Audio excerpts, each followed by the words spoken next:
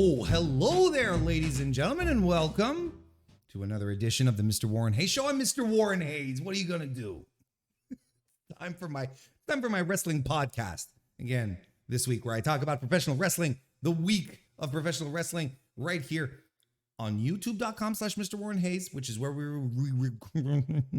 record live every Thursday night, 9 p.m. Eastern, 8 Central. If you're watching this video right now on YouTube, it's not live. We're not doing this live anymore.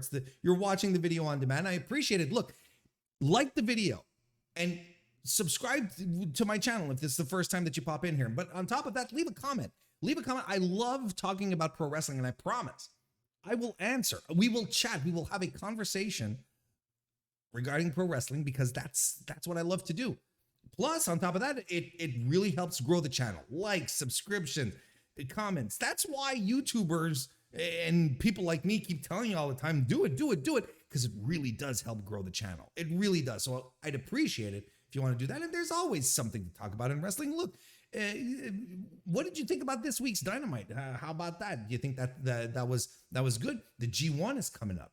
Well, do you have any thoughts on the G1? Who are your predictions for the G1 Climax over there in New Japan Pro Wrestling? Let's talk about it. I'm excited, and it's a good way to show some support for the show. If you're listening to this on your favorite podcast application, thank you very much as well.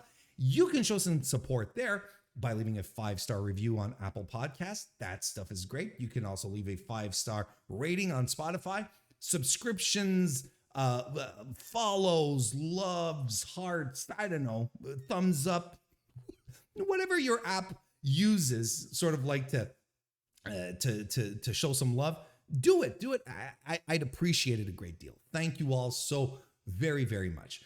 Just as much as I appreciate you guys heading out to watch, to consult, follow, read belltobells.com, your women's wrestling wire. That's BELLTOBELLES.com. Our YouTube channel is youtube.com/belltobells. Subscribe to that as well. And you can follow us on Twitter at belltobells as well for all this great women's wrestling content that we create. That's a lot of fun. I'll be creating a lot of content very, very soon, because the G1 is starting very, very soon. Maybe it's already started by the time you're listening to this, but the New Japan Pro Wrestling annual classic tournament, the G1 Climax 32 this year, is going to be starting, and I'm going to be doing some extra coverage just like I did last year. So every 2 nights of action after that, I'm going to be doing a bit of a recap, a rehash of everything that happened, gives you some reviews, some thoughts. And the G1 is a very interesting G1 this year with a bigger field, 4 blocks. It's going to be something very interesting to cover this year. So you'll be getting that on your podcast applications. If you're a member of the Mr. Warren Hayes Show channel, not a member, just a subscriber, not even a member of the Mr. Warren Hayes Show channel on YouTube, you'll be getting those as well. It'll be out there. I'll be producing that going content. I love the G1. Of course, the G1 is fantastic. It's the best tournament of the year. So I'm going to be covering that. So keep an eye out for that. That's fantastic. You can also join the Mr. Warren Hayes Show Discord.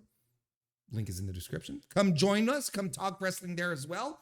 And, you can always show some support by becoming a member of the Mr. Warren Hayes Show channel proper over on YouTube. You become a member. You get access to some perks, not perps, no perpetrators anywhere, but some perks that include members only streams, like the one that I'm going to do as we are going to watch along. We're going to do a watch along for the Goldberg A&E documentary.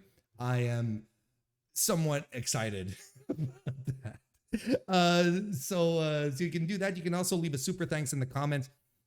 That's another great way to show some support for the show. So we not a huge busy show in terms of news, but I am going to review AEW Dynamite, of course, give you some thoughts there. I am going to give you a preview of the G1 Climax 32 that's coming up. So you got that going. Going to talk about a little bit of Sasha Banks news. We're going to talk about some Vince McMahon news as well. That's the general cover. We've got more stuff to talk about, but thank you very much for being here. Let's just get right to it. I am a man of my word, and I have to continue saying one nice thing per week about Bill Goldberg. MrWarrenHayes has 52 nice things to say about Goldberg. Goldberg is safer than the NXT parking lot. MrWarrenHayes has 52 nice things to say about Goldberg.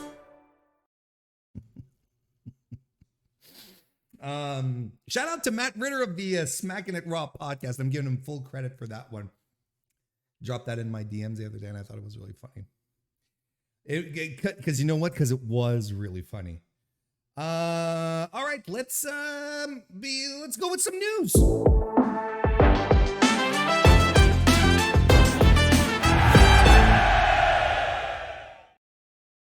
Look, I know I'm behind on the 52. I'm going to make it up. Don't worry. I know there's 52 nice things I have to say, but I know I've skipped a couple of weeks because of things, the move and whatnot. Don't worry. He's gonna get his 52 nice things. So there was something that lit up the wrestling world earlier today when Andrew Zarian from the McMahon podcast popped on Twitter to announce not to announce, but to provide a report, a stunning report, that starting July 18, WWE Raw will now have a TV 14 rating moving forward as opposed to the PG, dropping the PG forever and ever. Forever and ever. now he's apparently that's what maybe not forever and ever, but that's what we got. That was the report. That's what came out. But like an hour and a half ago, 90 minutes ago, 2 hours ago, I don't quite remember. It was almost breaking news. Andrew Zarian went back on Twitter and said, "Hey, you know what? Whoopsie. WWE Raw won't be going to TV 14 on July 18, but still in consideration for a later date."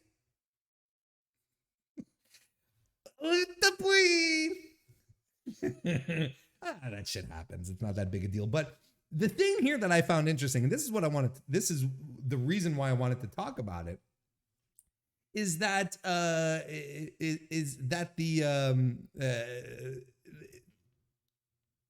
everyone, for some reason, not everyone, but a lot of people were like, finally, WWE will be released from the shackles of their PG rating and will be able to provide quality programming. And I'm like, why was the PG rating so confining to WWE creating good TV? Because I watch television with PG ratings, with youth ratings, that is systematically quite good, and WWE is not, and it has nothing to do with the ratings. Like, look, let's say WWE does, and I really did love, yes, the Cody Rhodes putting out a tweet with just a wink saying, "Yes, finally I can fucking bleed."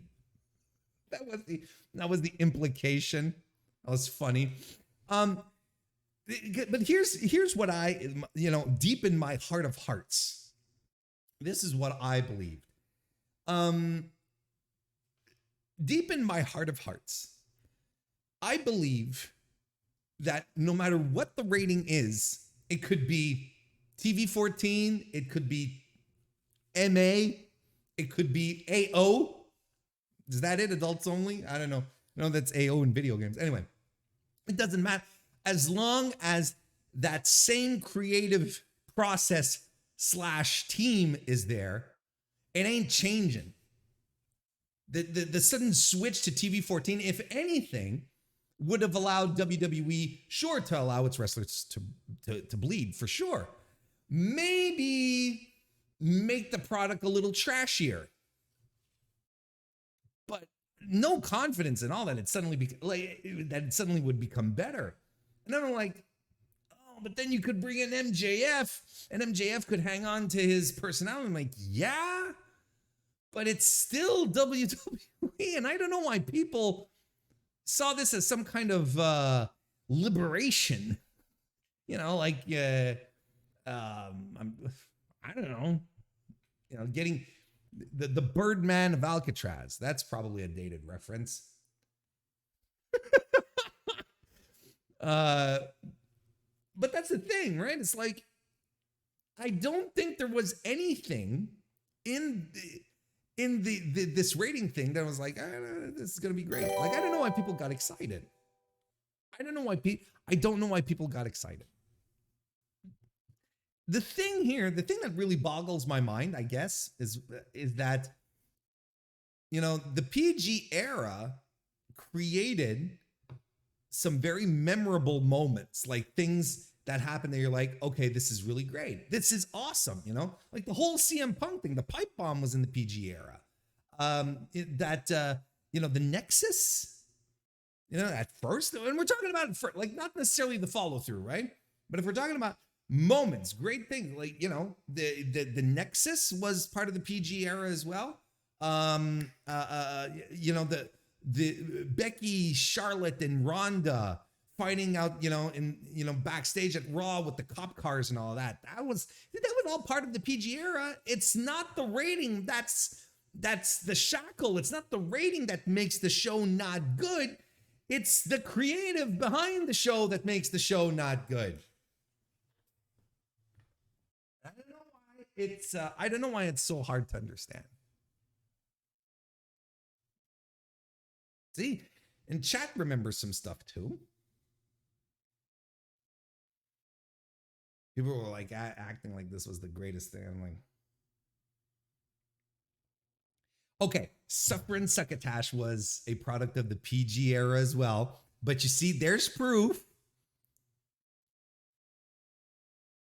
Proof that, you know, if your creative is going to suck, your creative is going to suck. What I'm excited for, if it ever does turn PG-14, because apparently, not PG-14, TV-14, excuse me. If it ever turns TV-14, I'm excited for everyone who would come at me when I was excited for Blood and Guts, or, you know, matches where, you know, guys would get busted open and so on and so forth, or girls, especially the girls. And then I'd have people going, oh, you don't need the blood to do a good story. It's terrible. I can't believe that AEW in the mud. I'm excited for those people to stop watching WWE then, when they start, you know, having people blade again on TV. Honestly, look, to be perfectly honest, I think there should be some form of blood. There has to be. In pro wrestling, at some point, there really, really does have to be. Sometimes there's stuff that happens, and I'm like, this would be, you know, when they're in cage matches and they're scraping the head against the mesh. I'm like, all right, let's go. Let's fucking, you know, blade. Let's do it. We have a bit of Sasha Banks news to talk about. Apparently, well, not apparently, it's actually a thing. The Chicago Comic and Entertainment Expo. It's not a con, it's an expo. The C2E2 is what it's called for short. Announced this week that Sasha Banks was going to be at their event in August for a signing. And I will read the tweet that made the announcement. Quote, please join us in welcoming our next C2E2 guest, Mercedes Varnado, parentheses, Sasha Banks. Whether you've seen her in the ring or as Casca Reeves on The Mandalorian, you are not going to want to miss out on this photo and autograph opportunity. Buy yours now. You get the link. And then there's a picture of Sasha right there. And her lower third reads Mercedes Varnado. And under that, in quotations, Sasha Banks and The Mandalorian. But Sasha Banks in quotes. This, of course, is, and on top of this, according to Fightful Select, wrestling-related promoters that attempted to book Mercedes Varnado were told that she was only taking non-wrestling related bookings until January 1st. This is so interesting. So we're starting to piece together some kind of timeline here. So, okay, so this is what's really, really interesting here. This is the thing that you have to start picking apart here. Nowhere on this bit of promo here, nowhere here was there any mention of WWE or, WWE superstar. Nothing. Not a single word. Not even the word wrestling, really. But nothing. Because the copy I find is very specific here. Whether you've seen her in the ring or not whether you've seen her in WWE or former multi-women's champion, nothing of that. No WWE accolades here. It's like whether you've seen her in the ring or as Cosca Reeves in The Mandalorian. Plus, Sasha Banks in quotations, Mercedes Varnado being pushed forward. Yep.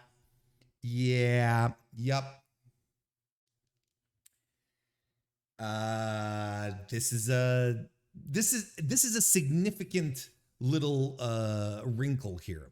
This is something huge. Even, any wrestler, right? Any wrestler who hits this type of circuit will have their accolades follow in some form, like WWE Hall of Famer or former WWE superstar, at the very least, just for what it's worth. But here, nothing, not even a smell, not even a sniff. The photo that's being used, the headshot that she used there, it's not even it's nothing that we've seen in any WWE promo material.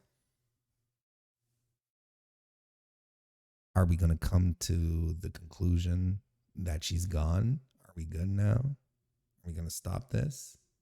She's gone? Are we good now?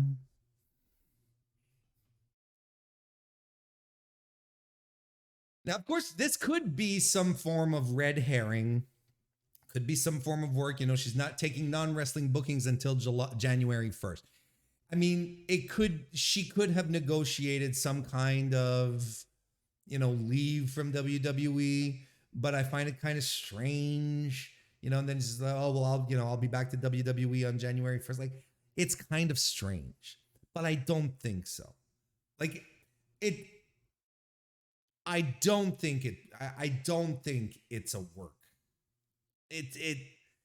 And Naomi in the meantime, well, she's not hitting this circuit here, but she's tweeting at Lindsay Dorado, who of course is no longer employed by the Fed and hasn't been for a while now. And him saying, I'm looking forward to fighting you again. She's like, yeah, ASAP, brother. And she's taken down any mentions of WWE superstar, anything related to WWE in her Twitter bio, in her Instagram bio. She's been also tweeting messages about putting yourself first, know your worth, all that kind of stuff. The kind of stuff that I've been talking about, essentially. Maybe she listens to my show. How you doing, Naomi? Welcome to the program.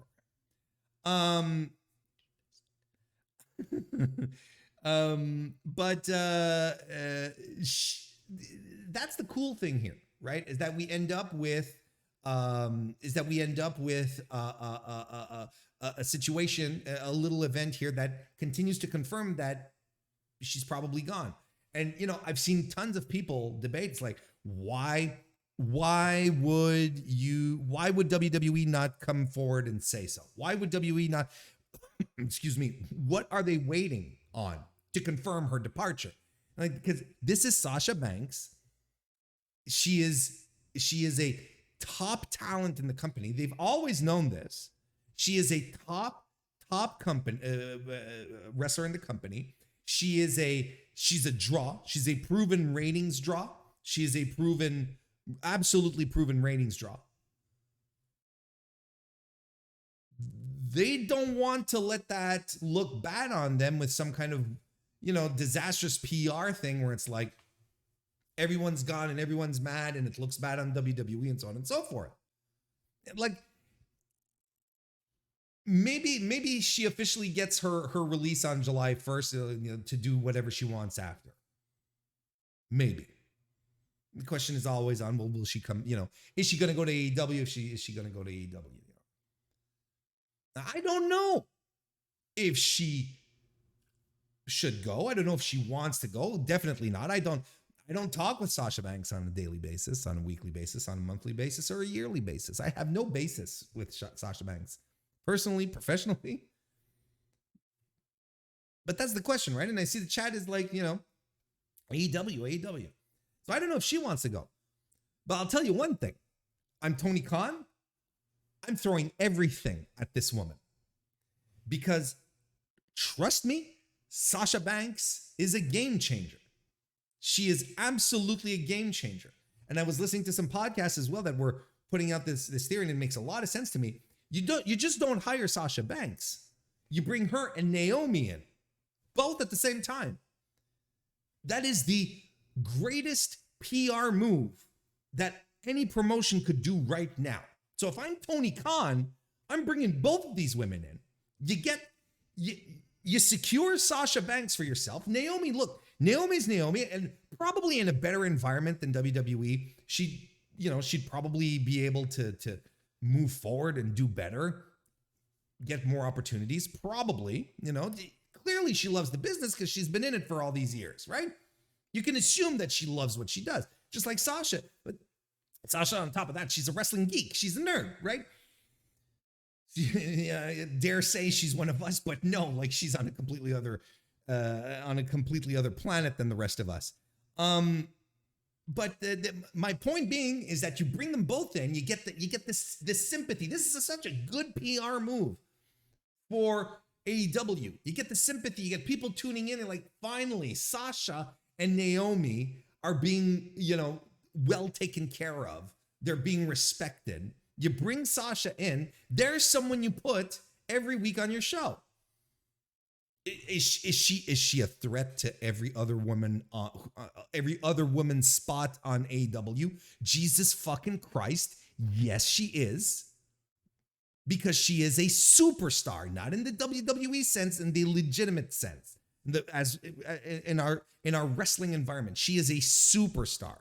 She is a game changer. She is legitimately a game changer.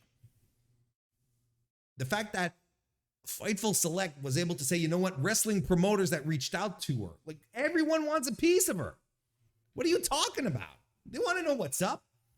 And if I'm Tony Khan, I'm calling Shad. I'm going to say, hey, Dad, can you advance me whatever oodles of millions that Sasha Banks wants for a year, for 2 years? I got to take it. I can't let this slip by. You can't.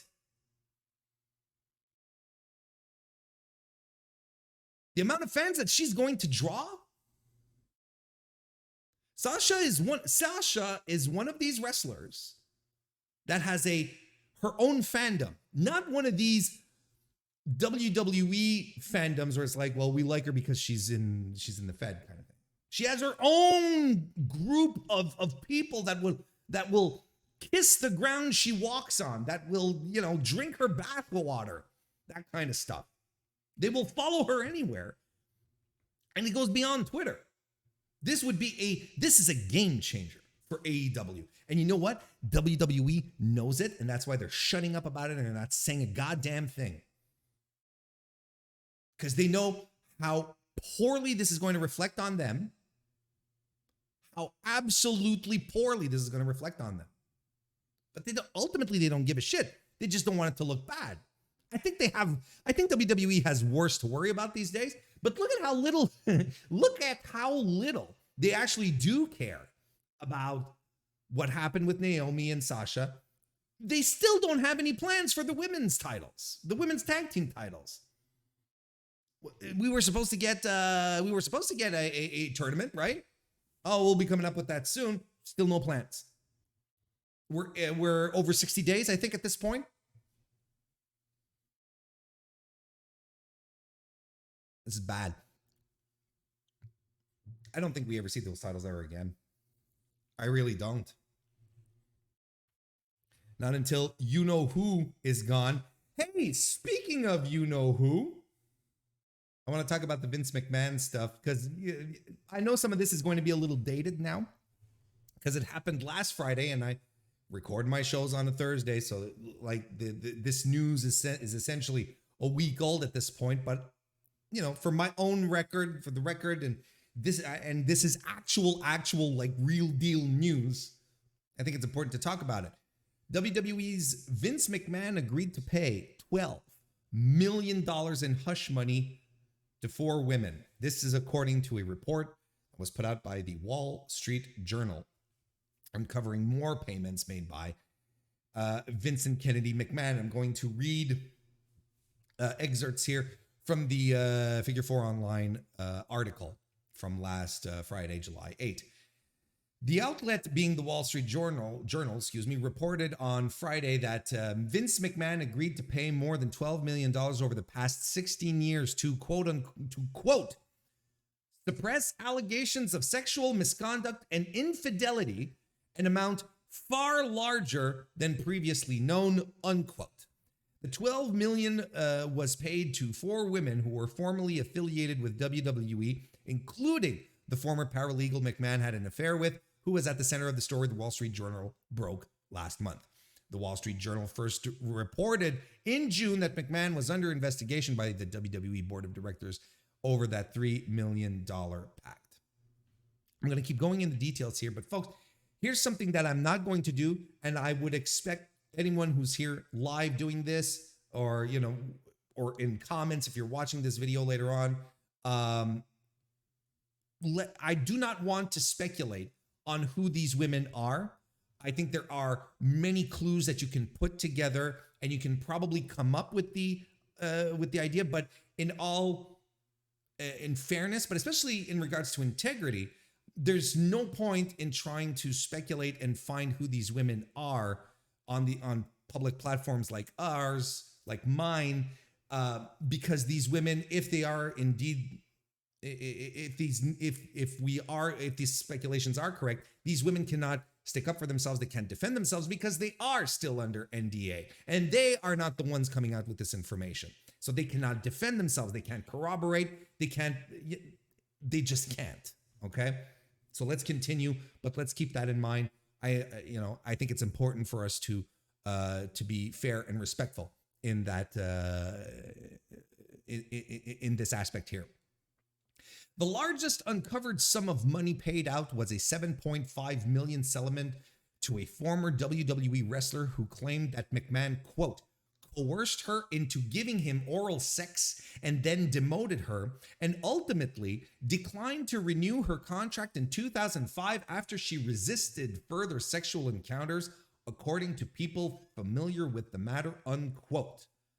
The wrestler and her attorney approached McMahon in 2018 and negotiated the $7.5 million payment, quote, in return for her silence, unquote. The other 2 previously unreported payouts were both for approximately $1 million. In another previous, and this again is from the article directly, this is another quote. In another previously unreported deal, a WWE contractor presented the company with unsolicited nude photos of Vince McMahon. She reported receiving from him and alleged that he had sexually harassed her on the job, according to people familiar with the women's 2008 non-disclosure agreement. Mr. McMahon agreed to pay her roughly $1 million, these people said, the Wall Street Journal wrote.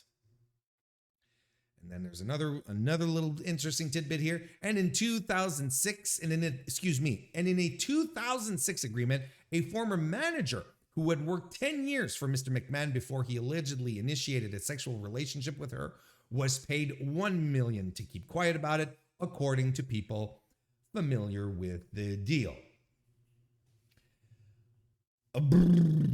Like, all this stuff is just absolutely awful.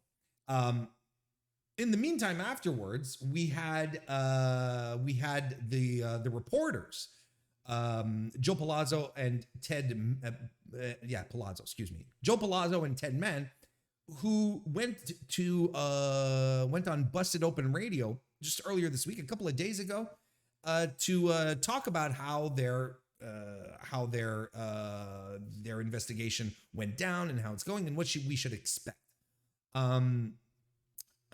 So I'm going to read some quotes here pulled off of the Post Wrestling article about it called Wall Street Journal's Palazzo and Mann detail their coverage of Vince McMahon investigation. Palazzo said that they've been working on the story since April. Quote from Palazzo here. So sources told us it was in April that WWE's board was investigating this $3 million agreement with a woman who worked for Vince McMahon. And so it basically took from April until we basically published our story to firm all that up, get additional sources, and understand what it was the board was doing.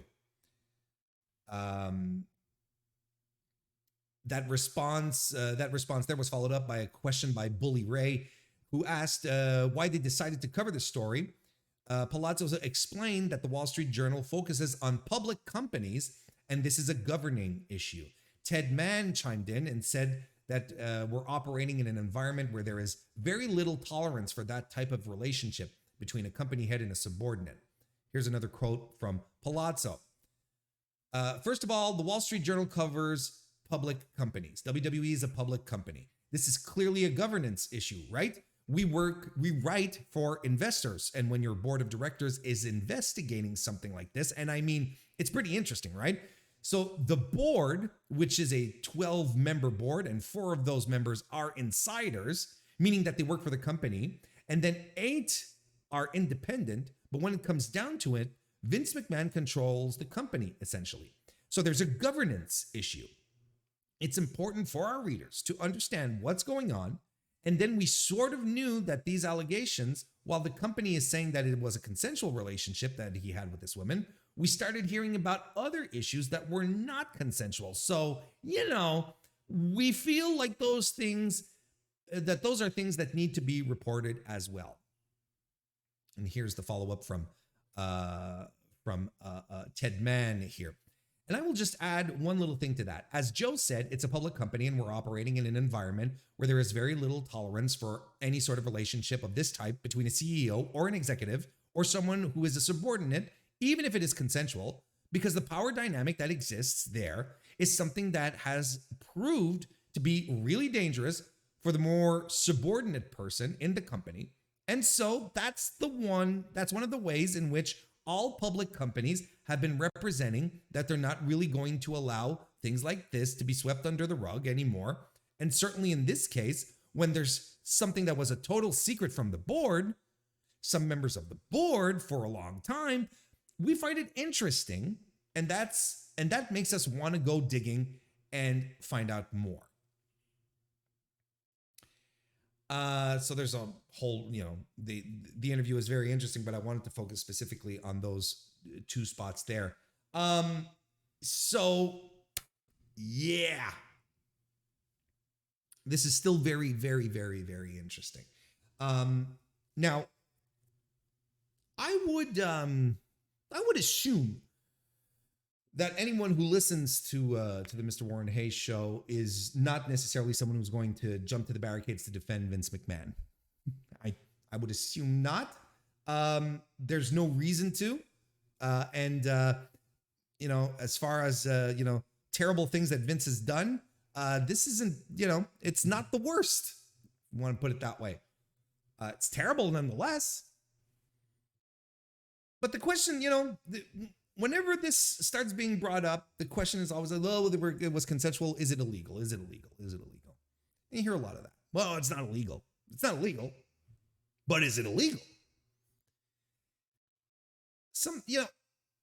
Something that someone does doesn't have to be illegal for it to challenge your values and your mindset and be like, no, this is wrong. That's why there is a difference between ethics and laws, right? So I don't care how this turns out. if Vince is having this type of behavior with talent, employees, and he's paying money to cover it up, I think it sucks. I think that paints him as I think it doesn't paint him as a good person. And it's, it's consistent with what we've heard and learned about Vince over the decades at this point. It's a kind of a full circle moment where you're like, yeah, of course. The signs were all there. He was hiding in plain sight when he was doing all this pervy shit on WWE, and people were telling, it's just a character. It's just a character. Mr. McMahon is just for shits and giggles. It's not really Vince. Not saying it's really Vince.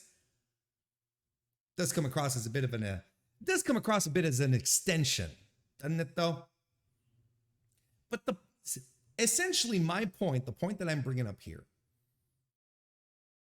that even before we start nitpicking and nagging and trying to find whether this has is there a legal basis for him to be tried in court or sent to jail? Like, morally, Warren Hayes finds this to be disgusting. I find this to be disgusting behavior. If it's illegal on top of that, well, yeah, hit the bricks, pal. But morally speaking, this doesn't jive with me at all. And that's okay. Because it doesn't have to be illegal for it to be gross. It's really just that simple as that. And I saw this in the chat, and we talked about this a couple of weeks ago about Vince McMahon holding 80% of the voting power, which is, yeah, that when you ultimately break it down, he does have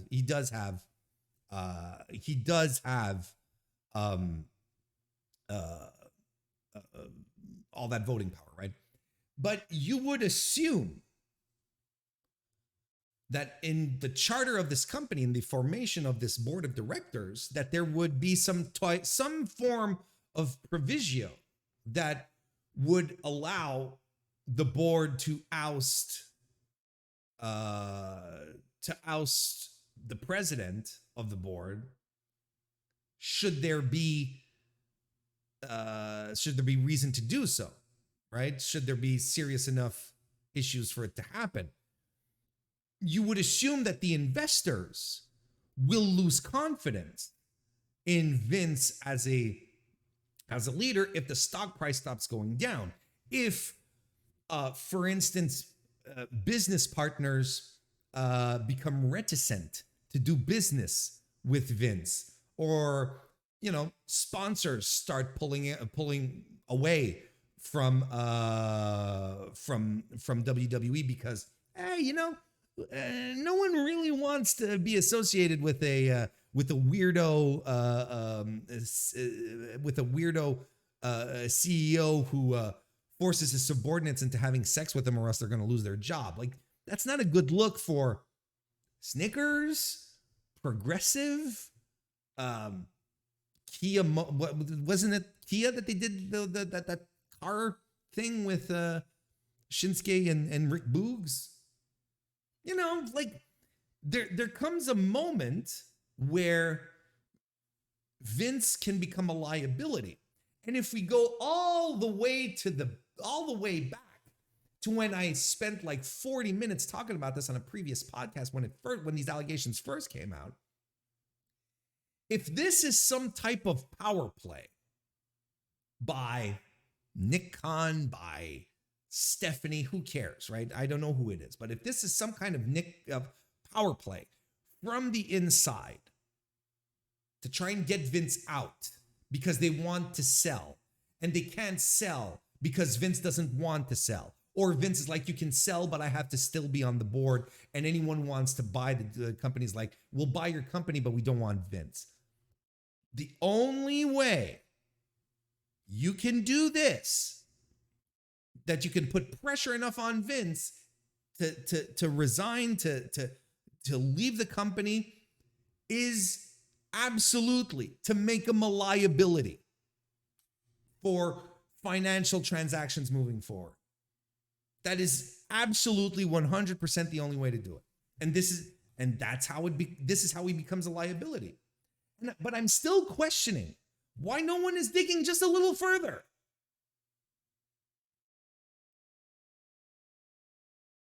Why is no one digging up? Rita Chatterton has been back in the news. That popped up. Why aren't we talking to Rita Chatterton more? Why aren't we diving back and heading back to the Ring Boys scandal? Why, all the police reports regarding the Owen Hart stuff are all out there. There is more than enough stuff existing, public record right now to tear Vince down. What are we waiting for? Vince got away with everything he got away with because, it's just wrestling. Because wrestling is not highbrow, it's not prestige, it's a little trash. So of course there's going to be trash shit happening, right? There's going to be some trash.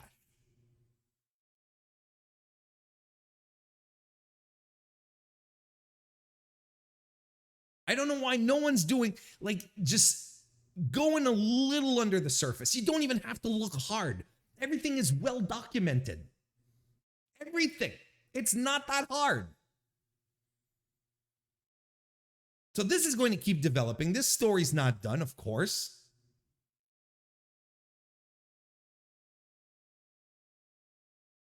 And I get it, people ask me once in a while, and this, I have people outside of the wrestling bubble, friends. I have those work colleagues at my shoot job who know that I listen to wrestling, who know I do this podcast. Maybe they're even listening right now and making fun of me. What are we gonna do? And they asked me, they heard about it on the news. They go, hey, I just heard about Vince McMahon. What's going on? And I break it down for them. They're like, holy shit. But then I tell them, if they nail Vince on this is literally the equivalent of getting Al Capone on tax evasion because he's done worse. So the G1 Climax 32 begins this Saturday, July 16 at the Hokkaido Prefectural Sports Center. The biggest wrestling tournament of the summer, the most prestigious wrestling tournament in wrestling today. I'm excited.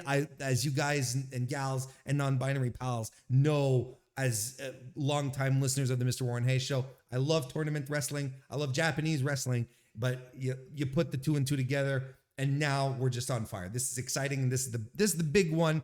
18 nights of block action, including, plus on top of that, I should say, one night of semifinals on August 17, and then the finals on August 18, both happening at the Budokan in Tokyo.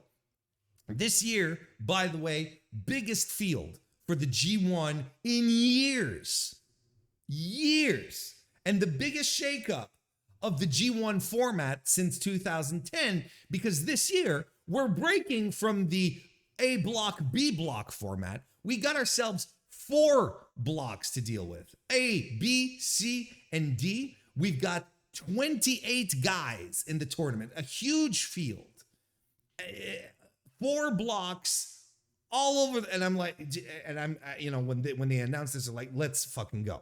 Because look, again, if you've watched the MrWarrenHayes show for a while, you'll know that the past 2 years, the pandemic, it made New Japan a little rough around the edges, a little tough to watch. And I feel this year they've been getting their stride back. They've been getting their groove back. And this has been a very, very good year so far for New Japan. I've been enjoying it tremendously. And now we've got a huge G1 for their 50th anniversary celebrations. I'm very, very cool with it. Not only are they shaking up the blocks, getting in more guys, they're changing the composition as well of the evenings of action, right?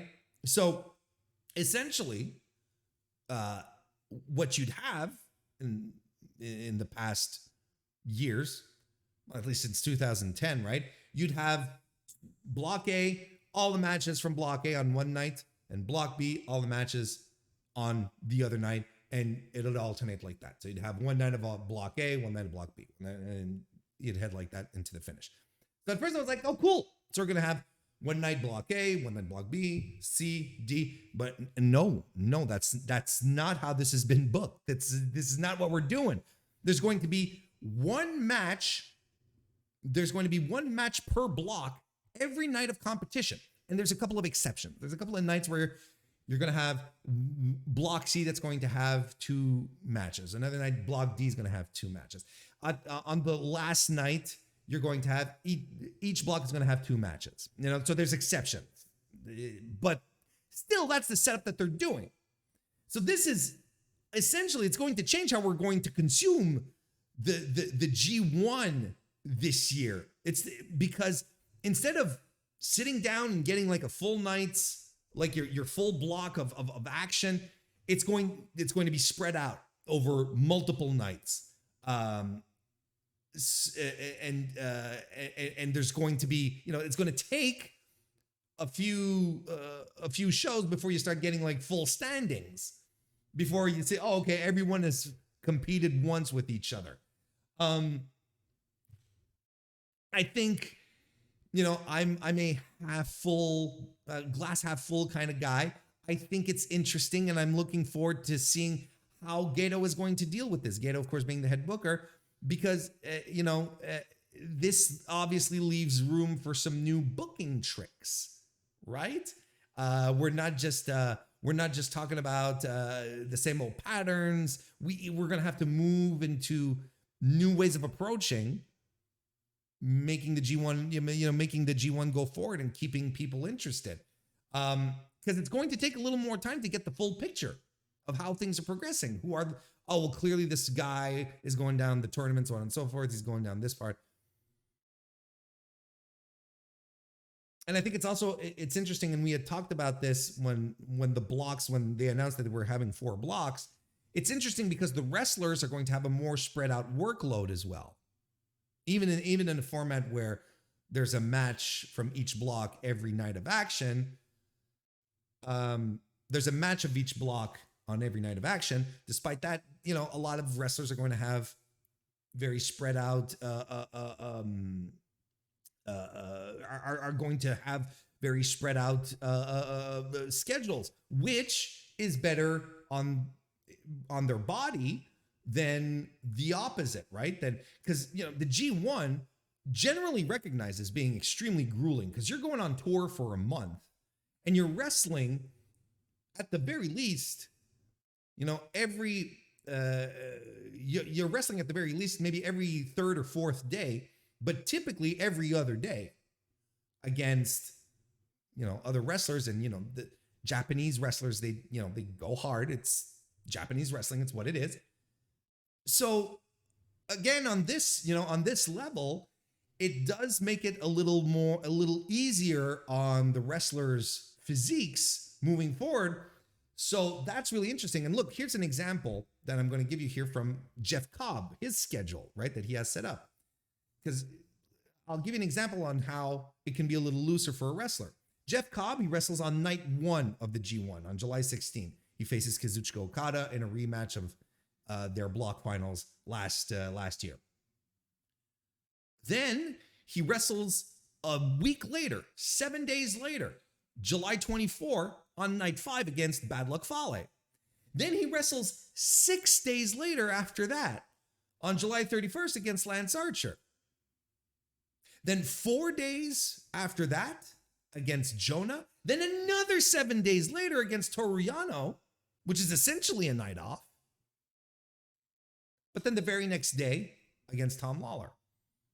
So much more room to breathe, to let your body heal, to get some rehabilitation. You have this nagging injury that was re-aggravated, so on and so forth. That's the kind of cool thing that's the kind of cool thing, right? That we can expect. And I'm excited about it. I think this is really cool. So that's very interesting.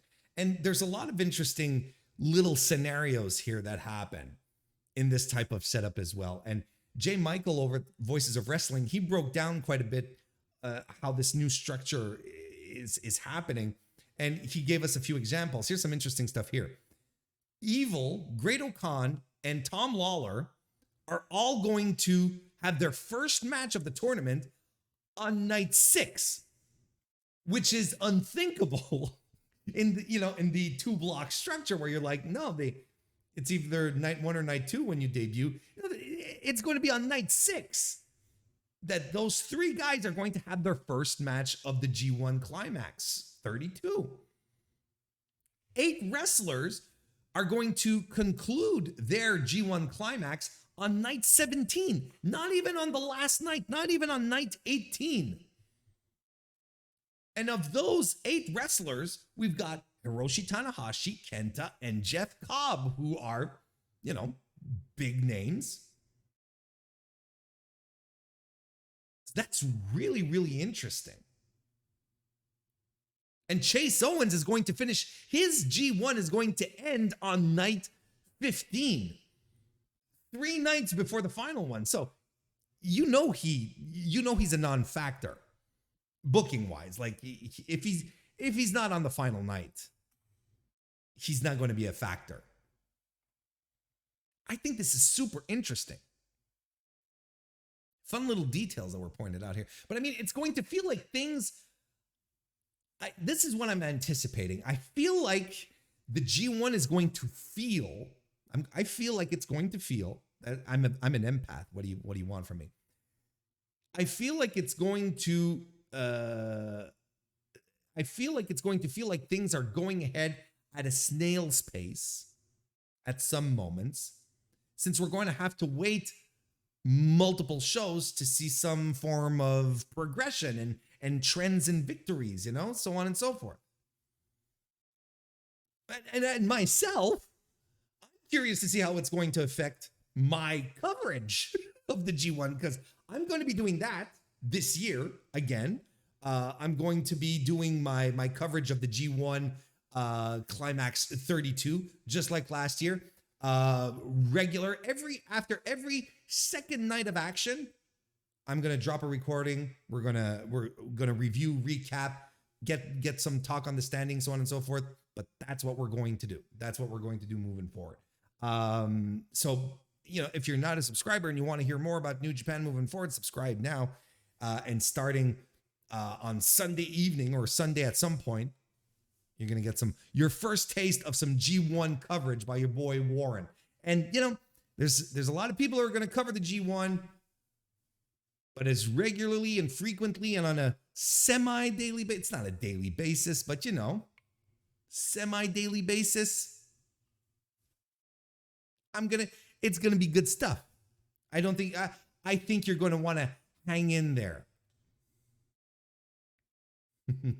But I'm very curious to see how this is going to affect my coverage for sure. But hey, you know what? Let's talk about the tournament. First of all, Surf Wrestling, nice to see you. Welcome to the chat. But let's talk about the tournament now. We've got the tournament. We've got the tournament, and we've got people all set up. Let's go ahead and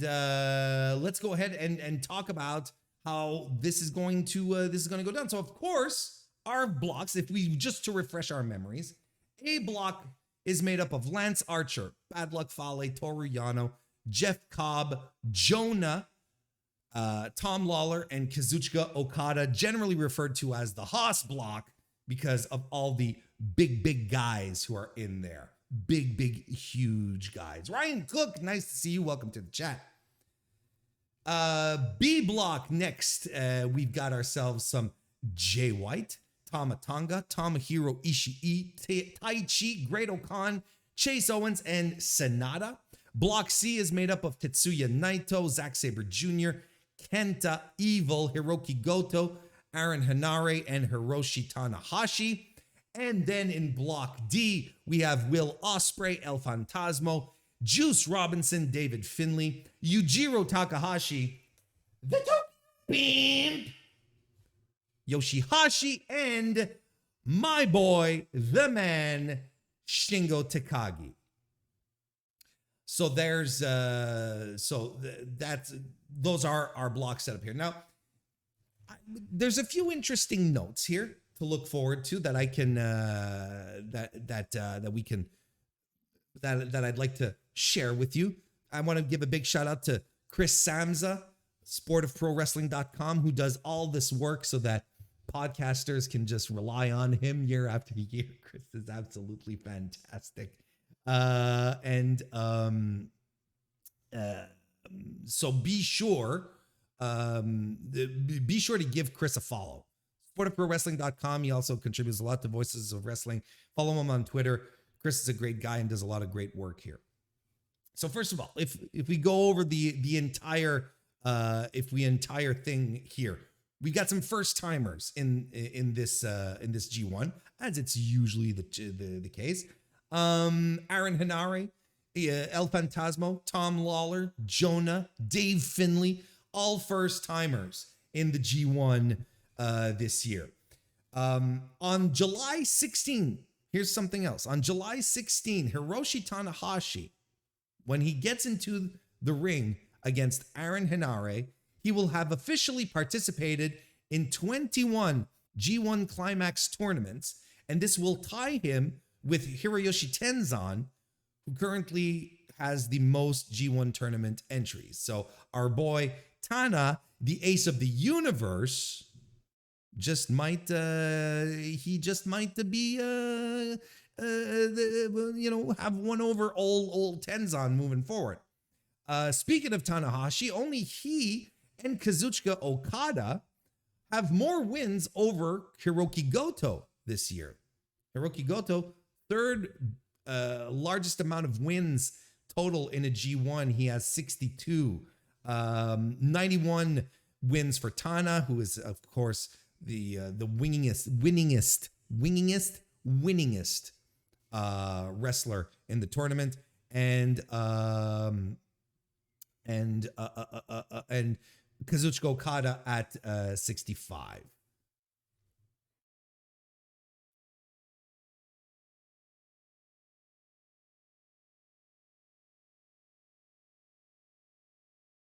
The only wrestler Tetsuya Naito hasn't defeated in this tournament is Aaron Henare, and he will be fighting. Tetsuya Naito for the first time in singles competition, so that's very interesting. On the flip side, Henare doesn't have a single win over anyone in his block. Like, all these people outside of Naito, he's fought, but has never won against. So that's very interesting. Taichi has never ended. Here's a little tidbit on Taichi. He's never ended a G1 with a winning record. So that's really interesting. Jay White's current G1 record is .643. And he has ended each of his previous G1 entries at 6 wins and 3 losses. Here's another little tidbit. Toru Yano has 72 G1 losses, which makes him the losingest G1 wrestler of all time. But he is nonetheless the 8th all-time winner. So that's very interesting. Jeff Cobb last year ended with a record-tying 16 points in the G1 and an 8-1 record. So that's something. And yes, Toru Yano did beat Jon Moxley. We always have to remember that there's a win that Mox still has to get back. Kazuchika Okada holds the highest average points over the past 5 years of the competition at 13.6. That's nuts. But despite it all, in those last 5 years, he's only reached the finals once, despite such a high point average. And here's one last little tidbit here. So this is very interesting. Among the wrestlers who have more than 10 G1 Climax matches, right?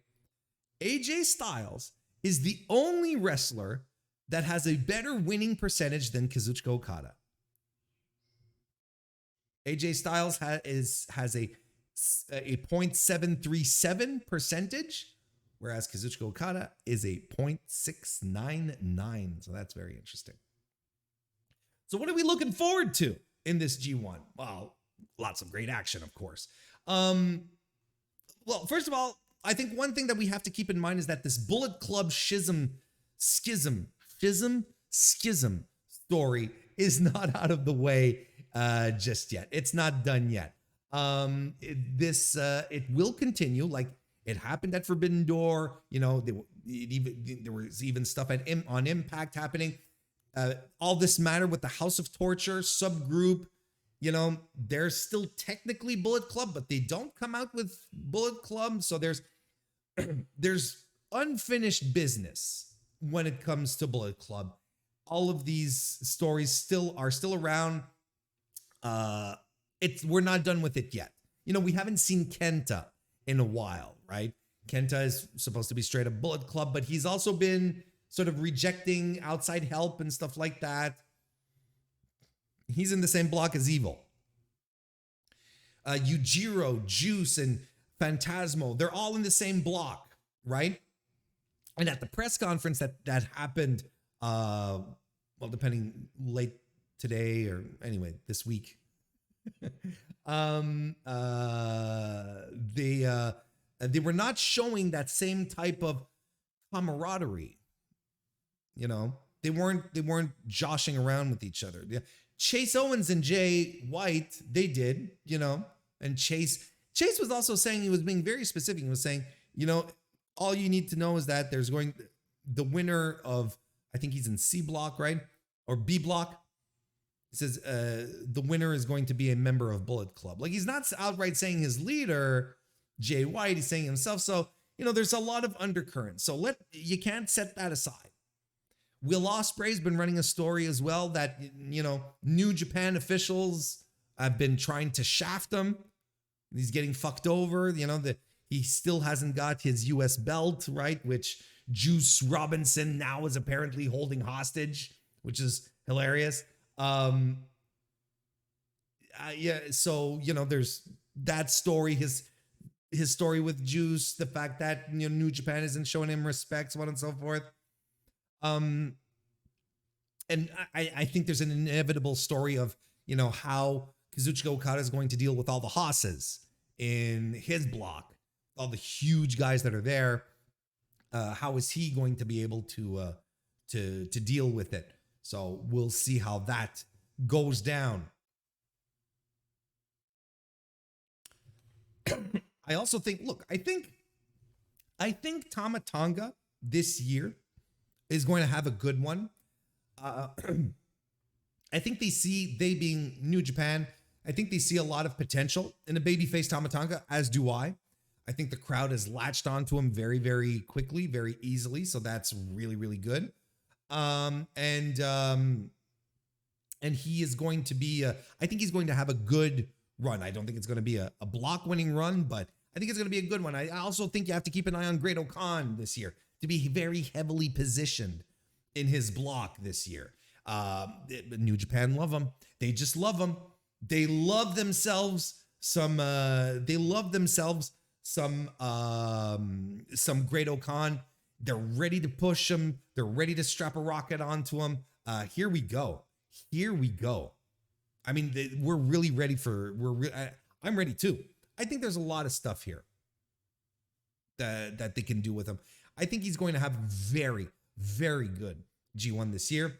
I think El Fantasmo is he's probably going to shine throughout this tournament, have a middle of the road run, because there's a lot of guys in his block that he should be able to dispose of, right?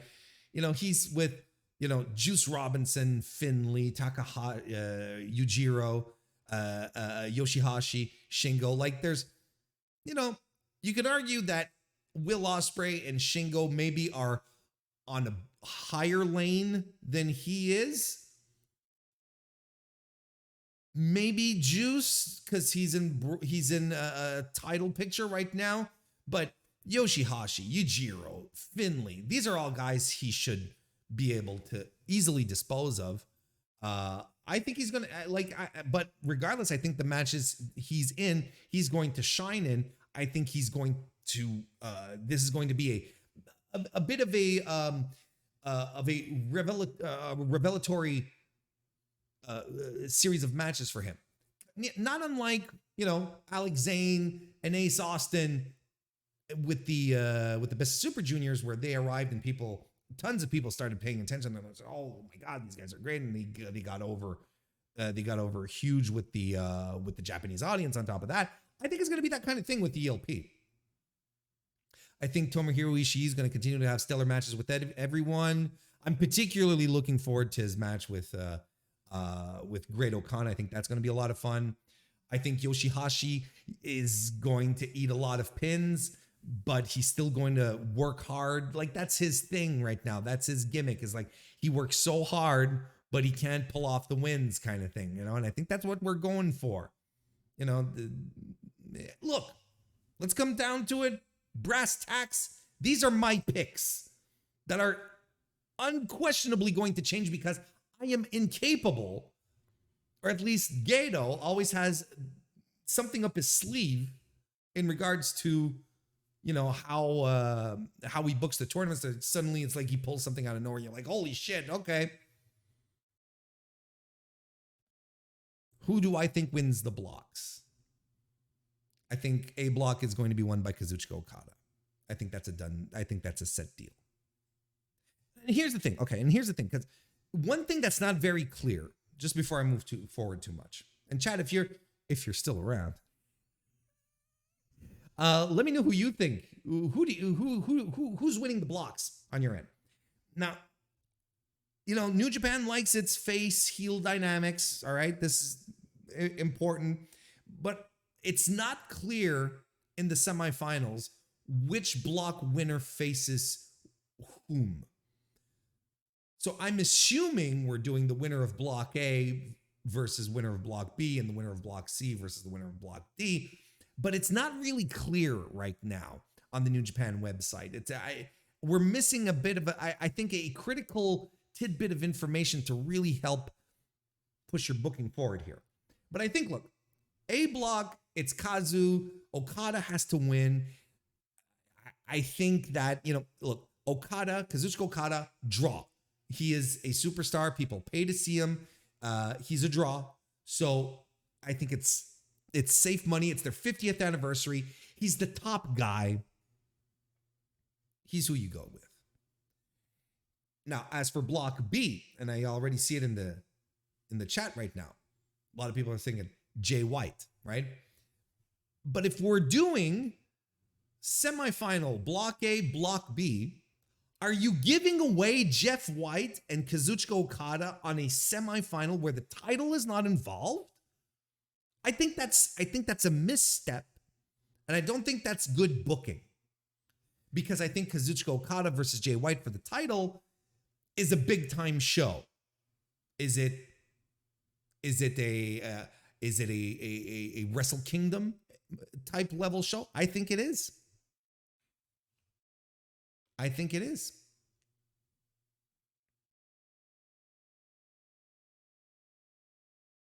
So I think B block is going to be taken over by Great O'Khan.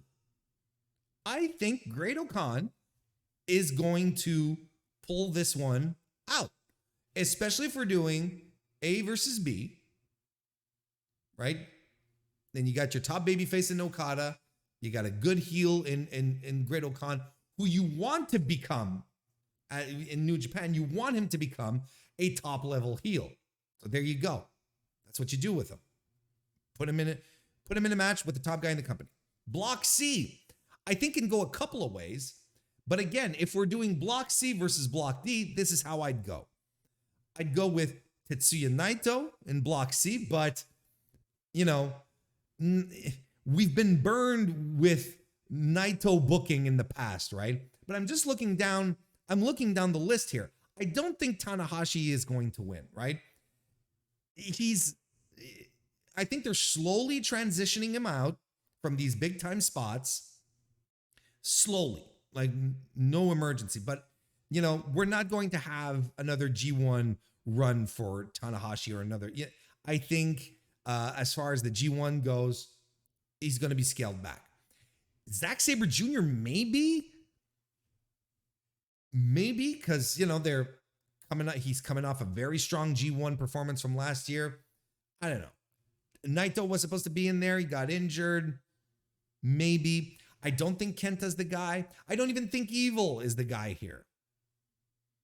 Hiroki Goto, you know, the G in G1 stands for Goto. That's been done for a long time now.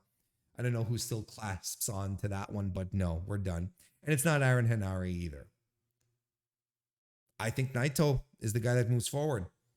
Why? Because for Block D, I think it's Ospreay. I think Will Ospreay is the guy that moves forward.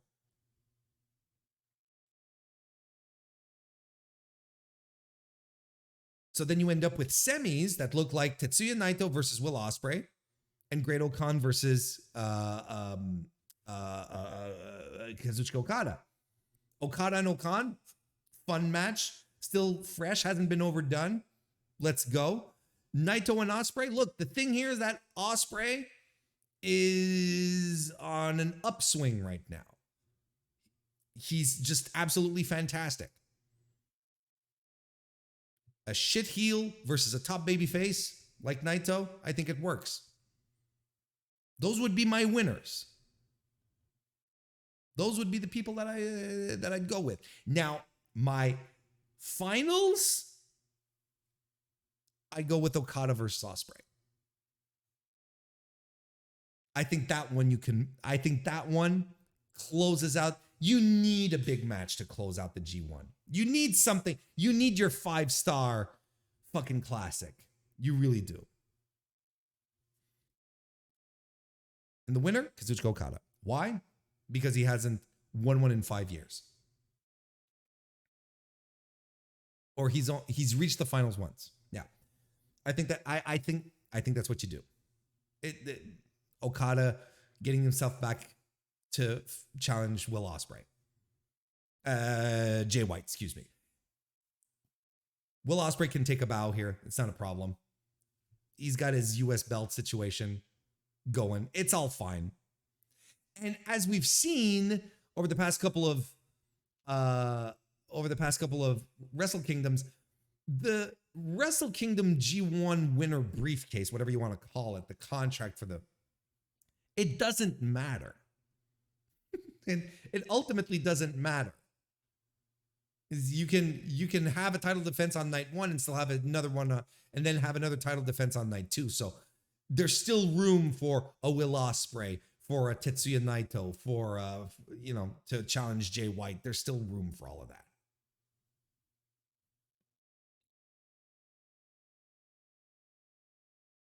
So that's my preview of the G1 Climax 32. Again, if you want more of that, and if you want to follow this alongside with me, I will be beginning my coverage this Sunday for the G1. Please come and join me. Subscribe to the channel. Hit the little bell thing as well. The little bell thing is good too. That way you won't miss a single one, and it will be here on the channel for you to enjoy and just love and hug and call it George. So that's how we go with the news. Now we're gonna just jump right into a weekly wrestling inspection.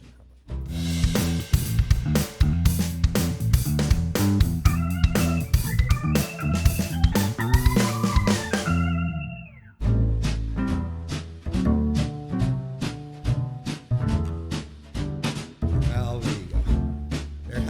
There had to be one. I was doing so well.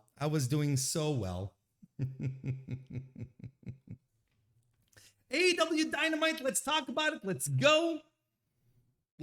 And folks, by the way, don't forget, if you're watching this live right now, and I hope you are, you can watch it anytime. It really doesn't matter. I'll be taking a few questions to wrap up the show. Questions from you, the audience, live here. Members of the Mr. Warren Hayes Show channel can leave questions in the Mr. Warren Hayes Show Discord or on the members only post that you can find on the channel in the membership tab right there. So you can drop a question right in there if you want me to answer it. Or if you're a live viewer right here, you can leave a super chat and I will read your question live and on the air, of course. No personal questions and one question per person, please. But let's go with AEW Dynamite first. That started off with the AEW TNT title match.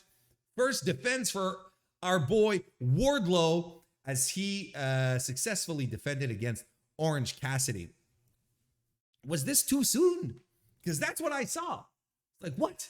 Why are they giving this match already? Why is there no build? Why is there no... Not everything has to have a build. Not everything has to have a build. And you know what? The self-contained story that was told in this match was absolutely perfect. You didn't need more for what this was supposed to accomplish. And what was this match supposed to accomplish, do you ask? Well, this match was supposed to accomplish... it was supposed to accomplish the continuing establishment of Wardlow as an absolute beast. And coming into this match against one of the top acts of the company, a high-tier wrestler, but one who is not a convincing guy to defeat Wardlow, just made absolute sense. It worked. Everything worked. What would you have done? Oh, I would have stretched this out over 4 weeks and have this build. How do you build Wardlow versus Orange Cassidy week after week? It doesn't matter. It didn't need it. Look how well this story was told. You get a pre-tape, it was a pre-tape interview with the best friends, with Chucky T saying outright, Trent saying, you know what, Orange, you're not big enough to fight this guy. You're not going to be able to defeat him. So we're going to cheat a lot. And what did they do? They cheated a lot. They said it themselves. Orange Cassidy's not the guy. They said it in the goddamn interview. So from this point on, you're like, okay, if they're going to cheat, they're going to cheat. And that's what they did. And it was fantastic. Then everything about this match worked. Was it the greatest match of all time? No. Was it a match that we're all going to remember fondly for decades? No. But what this had to do was perfect. Because it went above and beyond everything. It's like the best friends, despite their greatest efforts to try and screw over Wardlow, they weren't able to do it. Because there's some shenanigans that start off, right?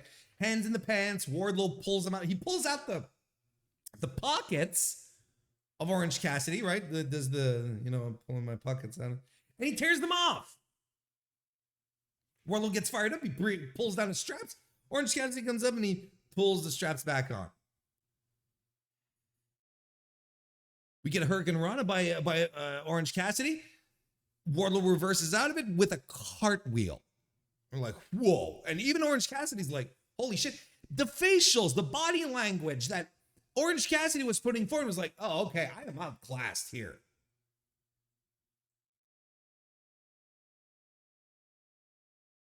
Best friends tried to cheat. They tried to take off a turnbuckle. And Chucky T brings in a chainsaw. And I think top 10 moment in wrestling. He just pulls out a chainsaw. And Bryce Remsburg sort of looks at it and is like, what the fuck are you? A chainsaw? What are you doing with a chainsaw? I thought it was brilliant. So,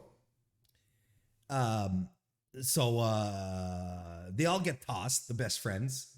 Danhausen's under the ring, right? But Wardlow's, he has no time for it. He tries to curse him, and Wardlow's like, what does he do? He slaps his arms down or some shit? He's like, no, okay, hit the bricks. I got no time for this bullshit. I mean, that's the thing, right?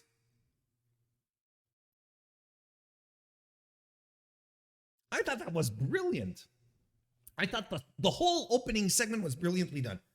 And then, once all the shenanigans were out of the way, then we got to the wrestling.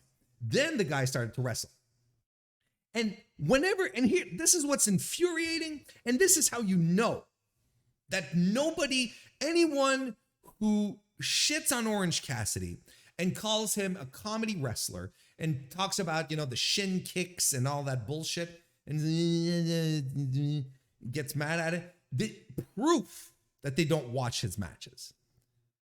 Because yes, you expect the level of fun, comedy in an Orange Cassidy match.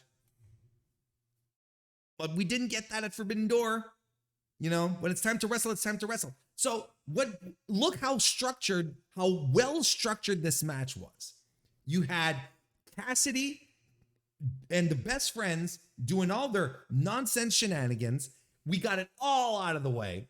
They all, trying all the nonsense against Wardlow, but he was no selling it. It was basically, it was like, well, we tried our best, Orange. It's up to you now. You got to wrestle. But we know Orange is screwed. We know Orange Cassidy is screwed because the best friends told him, you're not strong enough to take him out. There we go. The autofocus was having trouble. Anyway. Wardlow interrupts an orange punch and he starts getting to eat the shin kicks, and that's it. He's taking the shin kicks, but he's also pushing Orange Cassidy back against the ropes. He's like, no, bro, I'm done with this. Wardlow catches a dive, belly to belly overhead as well. A stalling suplex by Wardlow. Orange Cassidy fights back, hits a diving crossbody, but Wardlow catches him. Orange Cassidy starts to chop block Wardlow, which of course is the best strategy at this point. He avoids a powerbomb with a DDT, hits a satellite DDT, covers Wardlow, who kicks out at 1 to a big reaction.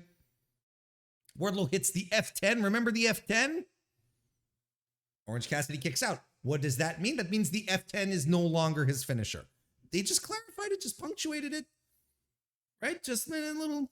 It's like when Claudio showed up at Forbidden Door and he hit the neutralizer, and Zack Sabre Jr. kicked out of it. He's like, oh, that's not the finisher anymore. We're back to the Ricola bomb.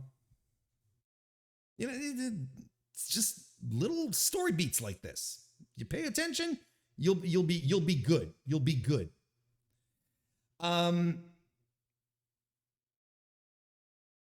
Orange Cassidy reverses a suplex into a stun dog millionaire, goes for the orange punch, hits it, goes for the beach break, hits it, covers Wardlow. Wardlow kicks out again. Orange Cassidy goes for the orange punch. No! Goes right into a powerbomb.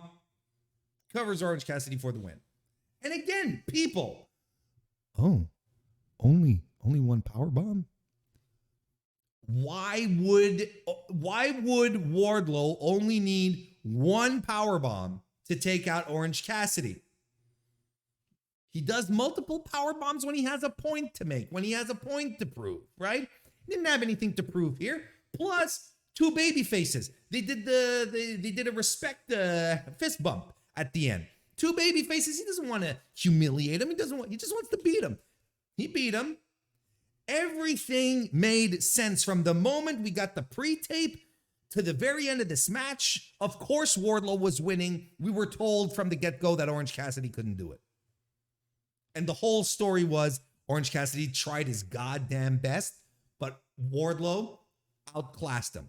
What does that mean? That means we're building a star. That means we're building someone moving forward. something bigger. We're going to keep building the star. And now the question, and people are already asking this question, who's going to beat him? Because if it ain't Orange Cassidy, who's it going to be? Because I agree, Orange Cassidy is he's one of the top acts of the company. He gets huge reactions. But he's a guy who can also take the loss. Absolutely. Orange Cassidy is bulletproof. Absolutely bulletproof. And it's not even, I saw it, like, you know, it's like, and I appreciate Flowman bringing back the old meme, the rip Orange Cassidy's career, may he rest in peace with Kenny Omega and John Moxley's careers as they sold too much for Alan Angels and Nick Camarado, right? But the thing, of course, Orange Cassidy is not, like prelim guy level. He's up there. This all made sense. I don't understand why people are like, oh, he's buried, he's done.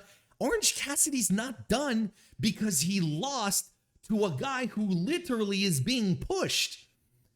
This is the push.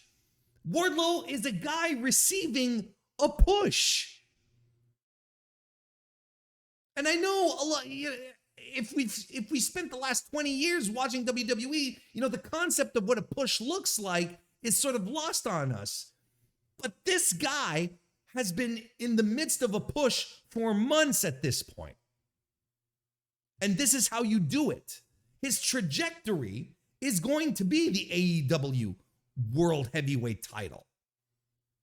If he continues to be built this way and if he stays healthy, there is no reason why Wardlow is not going to be the top guy of this company in 2023.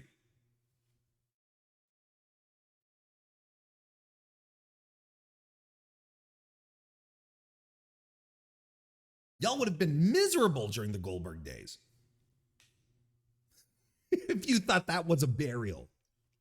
Jesus. Then again, most people have no idea what being buried in wrestling means. So anyway, fun little match. Fun way to get things going. We get a recap of Pac's successful defense of the AEW All Atlantic Championship title against Shota Umino, John Moxley's other kid in Rev Pro. And if you saw the match on Dark, it was a good time.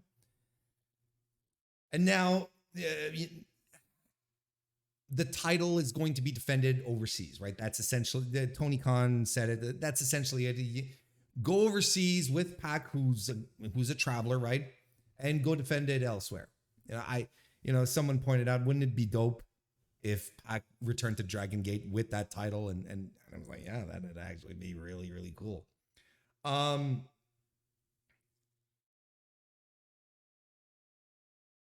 Now, at some point, people, you have to figure out what you want, right? Because the complaints that I heard two levels of complaints, right? This is what, when they announced the title, okay? When they announced the All Atlantic title. Oh no, another title. There's so many titles. And then AW, we don't know. There's too many. They can't put them all on the TV at the same time. It's gonna make me cry. Now, while I do agree that there was a period where there's too many people walking around with belts on AEW, so it's like, which ones are important? If everyone has a belt, I don't know who to cheer for, right? Anyway. So we got these people going, not another belt. And then the belt isn't on TV for 10 days. Has it even been a full 2 weeks since Forbidden Door? And people are like, it's a title and it's not even on TV. What are we doing? No titles have to be on the TV. And Tony Khan is like, look, the plan was for this to be a traveling title. And I think I made the comparison to when this came about. I think I made the comparison to the NWA International title, right? And which is a title that a lot of us forget, and it's had a couple of way. It's existed in a couple of formats, but the idea was, oh, well, we're starting up partnerships with New Japan and other promotions elsewhere. Let's have this title that'll be defended on either shore, right? And the way I see this is exactly that. It's a promotional title for AEW, don't get me wrong, but you book the champion from AEW coming in with the title, and your local guy on your promotion has a chance to win the title off the guy and become this new AEW dude. And then that AEW dude could come to North America and we discover someone new. I mean, I fail to see how big of a deal this is. It's a passport to continue this Forbidden Door, to continue interpromotional matches, to make them more official, to make them feel special, and to get some kind of eyeballs on the product on your own TV, on AEW TV, because we had a Rev Pro was mentioned, talked about, and Shota Umino, and so what's next? What's next moving forward? I think this is great.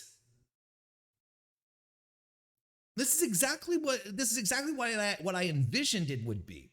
And Pac makes a lot of sense because Pac travels. He apparently doesn't have any issues traveling, and he's going to go. And what did Tony say? It's something to the effect that, at some point it'll come back and be defended on TV on AEW, and it might be Pac or it might be someone else. And isn't that kind of cool? Isn't that cool? What if this title had existed before Konosuke Takeshita came, right? Maybe he could have been a guy to hold the All Atlantic title, then fly back over to DDT, and right? I don't know. Like, I don't. There's a lot of compartmentalization that happens with wrestling fans, and I'm guilty of it too. I'm not saying that I'm any better. But when it does happen like that, you're kind of like, well, just look, this makes a lot of sense. And God forbid, it's not going to clog up all that time, that TV time. You won't be saying, oh, there's too many titles. But then at some point, people, I haven't seen the All Atlantic title in months. Where is it? I haven't seen it since Pac won at Forbidden Door. But you're right. Chat, you're absolutely right. This is something that I have said many times. Nobody on earth hates wrestling more than wrestling fans. I'll tell you that.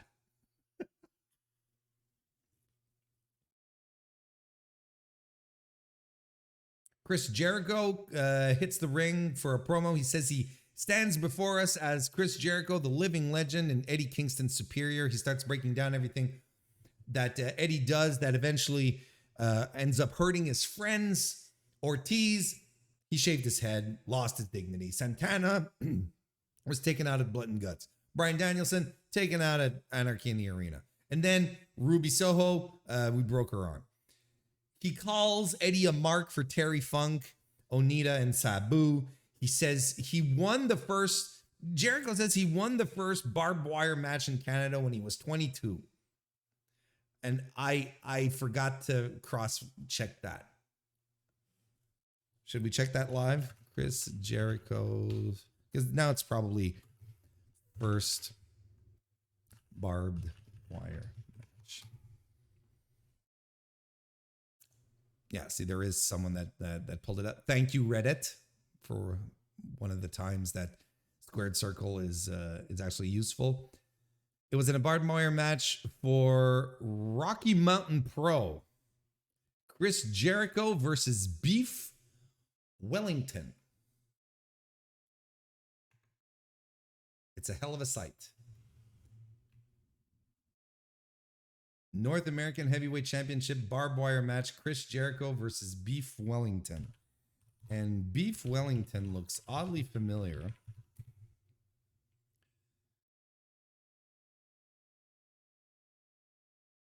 Oh, okay. No, he I was wondering if he had wrestled under another name, but no. Beef Wellington or Gorgeous Neil. gorgeous Neil. He does look like Jake the Snake. He really does. So that's interesting. So that actually happened. Rocky Mountain Pro Wrestling barbed wire match for Chris Jericho. 1993. Interesting. And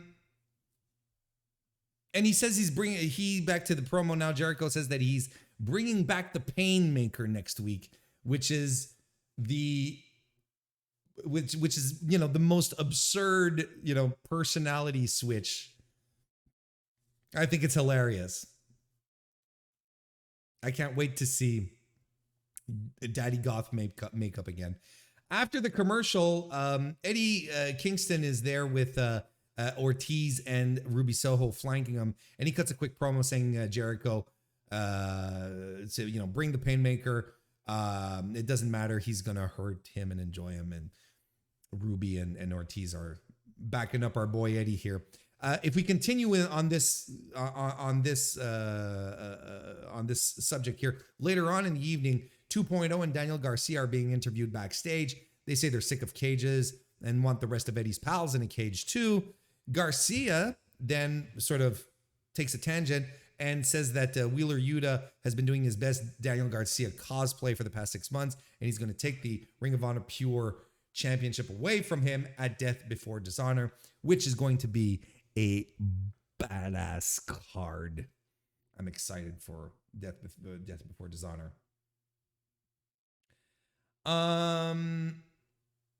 Next, Jon Moxley defeated Konosuke Takeshita in a AEW Interim World Title Eliminator match. And this, look, guys, gals, non-binary pals, we are spoiled week in, week out to get such quality matches on television on a weekly basis. It's ridiculous.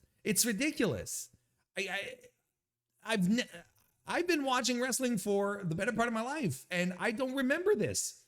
This is just amazing stuff, and we have to take a moment to sit back and just appreciate it, because I don't remember like week after week getting this level of quality, not even during the Monday Night Wars, not even during the Attitude Era.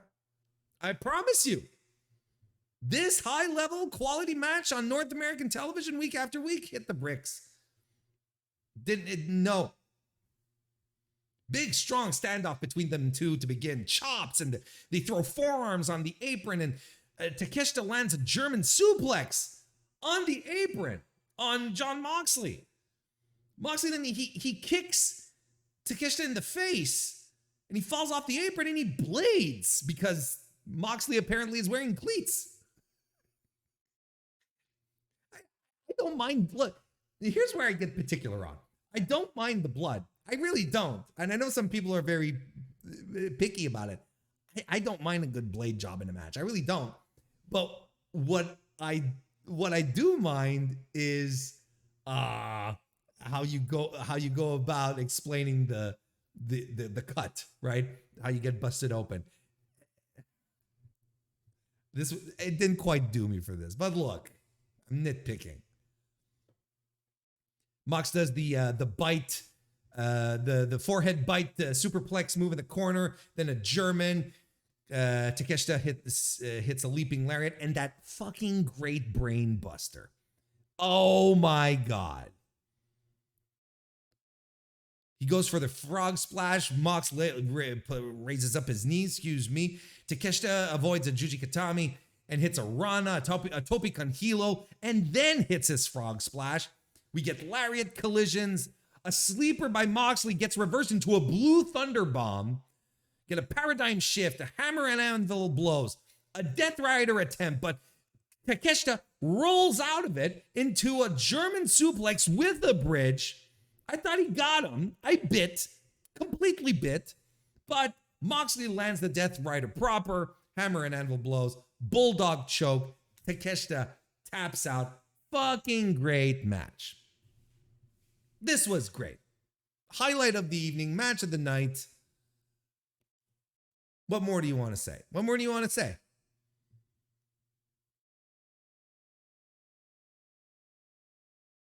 And if he wins, if he defeats Moxley, he gets a chance to defeat him at the. He gets a chance at the interim title, right? And that's very WWE, isn't it? And I don't disagree, But the thing here is that this is a match that legitimately wrestling fans want to see. Wrestling fans want to see. Probably you listening or watching right now, myself, whole bunch of people wanted to see this match. And Takeshita is hitting the indies hard. And he's all over the place, and he's wrestling all sorts of people. And Moxley is hanging around in the indies as well. Well, if you're Tony Khan and you understand the buzz that Takeshita is getting, and Moxley probably said, I want to fight this kid. What are you going to do? Are you going to wait till West Coast Pro books it? Till Wrestling Revolver books it? Till GCW books it? No, you're going to book it yourself. You're going to do this yourself.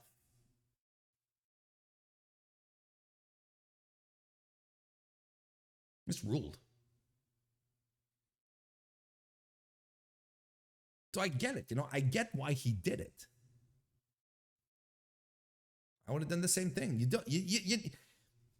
Because then we get into this discussion as to, he should, build to it. But why wait? Like there's no point in waiting to put on a match. Just like Orange Cassidy and Wardlow. What was the point? Why wait? Why not do it now? The guys are here. They're healthy. They're working. They're hot as hell. They're over with the crowd. Why wait? Do it now. You have them at your fingertips. What is one of my main criticisms with WWE? They won't give us the matches. We'll do it down the line. And then something happens. Someone gets injured. Someone leaves the fucking company. And then it never happens. You know what I mean?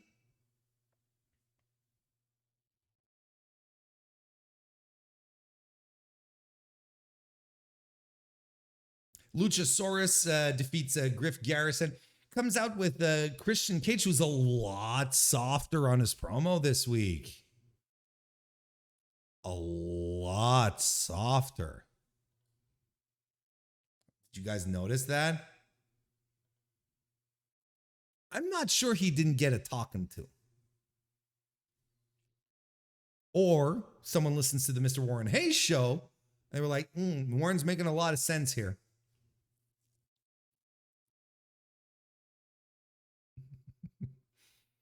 That's what I like to think anyway. He said Brian Pillman, he was saying this to Brian Pillman Jr. He said his father would be appalled to know that his final contribution to this business was his dork of a son. And he's, made the comparison that Griff Garrison looks like Jungle Boy, which we all know. We've been saying this for years at this point. Anyway, I like this better than the stuff with Matt Hardy, and I think the squash worked. And now they're gonna fight. They're gonna fight the Varsity Blondes in a tag team, and that's fine. Let's squash them. I know a lot of people said that. I know the promo last week made a lot of people uncomfortable with how Christian was approaching things, and maybe he did go a little softer this week because I really still think that the Jeff Hardy stuff was out of line. There's a lot of things you have more control over, but I also don't want Christian to just become wishy-washy because he came in strong, came in swinging. I think he has to continue down that route. It was a little tame this week. It was, I felt like he was holding back a little bit. Next, we had Claudio Castagnoli defeating Jake Hager. You know what I'm waiting for? You know what I was waiting for in this match? I was waiting for that Jake Hager that new and improved Jake Hager that everyone's been talking about and raving about over the past month and a half, 2 months, after the Anarchy match, and Jake Hager's improved so much. And I was saying, he's hitting his spots in these multi-man matches. Is that what he's doing? No, you'll see he's improved. So I'm like, okay, cool.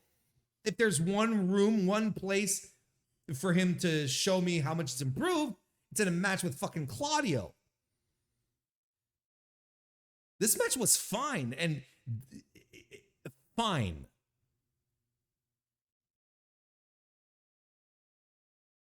Nothing wrong with it. Nothing great with it. I saw much higher praise than what this match should have been, what this match was. Jake Hager does nothing for me. Absolutely nothing. And what this match showed was that Claudio in the ring with a huge, big, athletic guy like Jake Hager, which I'm not taking anything away from the athleticism of the dude or his build and so on and so forth. He's a big, athletic guy, and that, Claudio can hang with him and dominate him to a degree, but he's just so basic and dull. Good for all his accomplishments, his undefeated MMA career, despite the fact that he dick punched a guy. Sure. We're all good. We're all good. I thought it was fine. And Hager was beat red at the end of this match.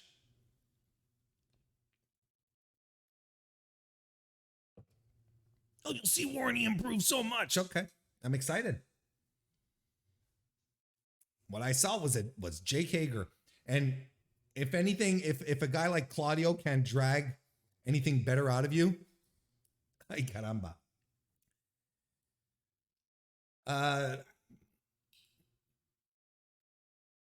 Claudio starts right in with the running uppercut.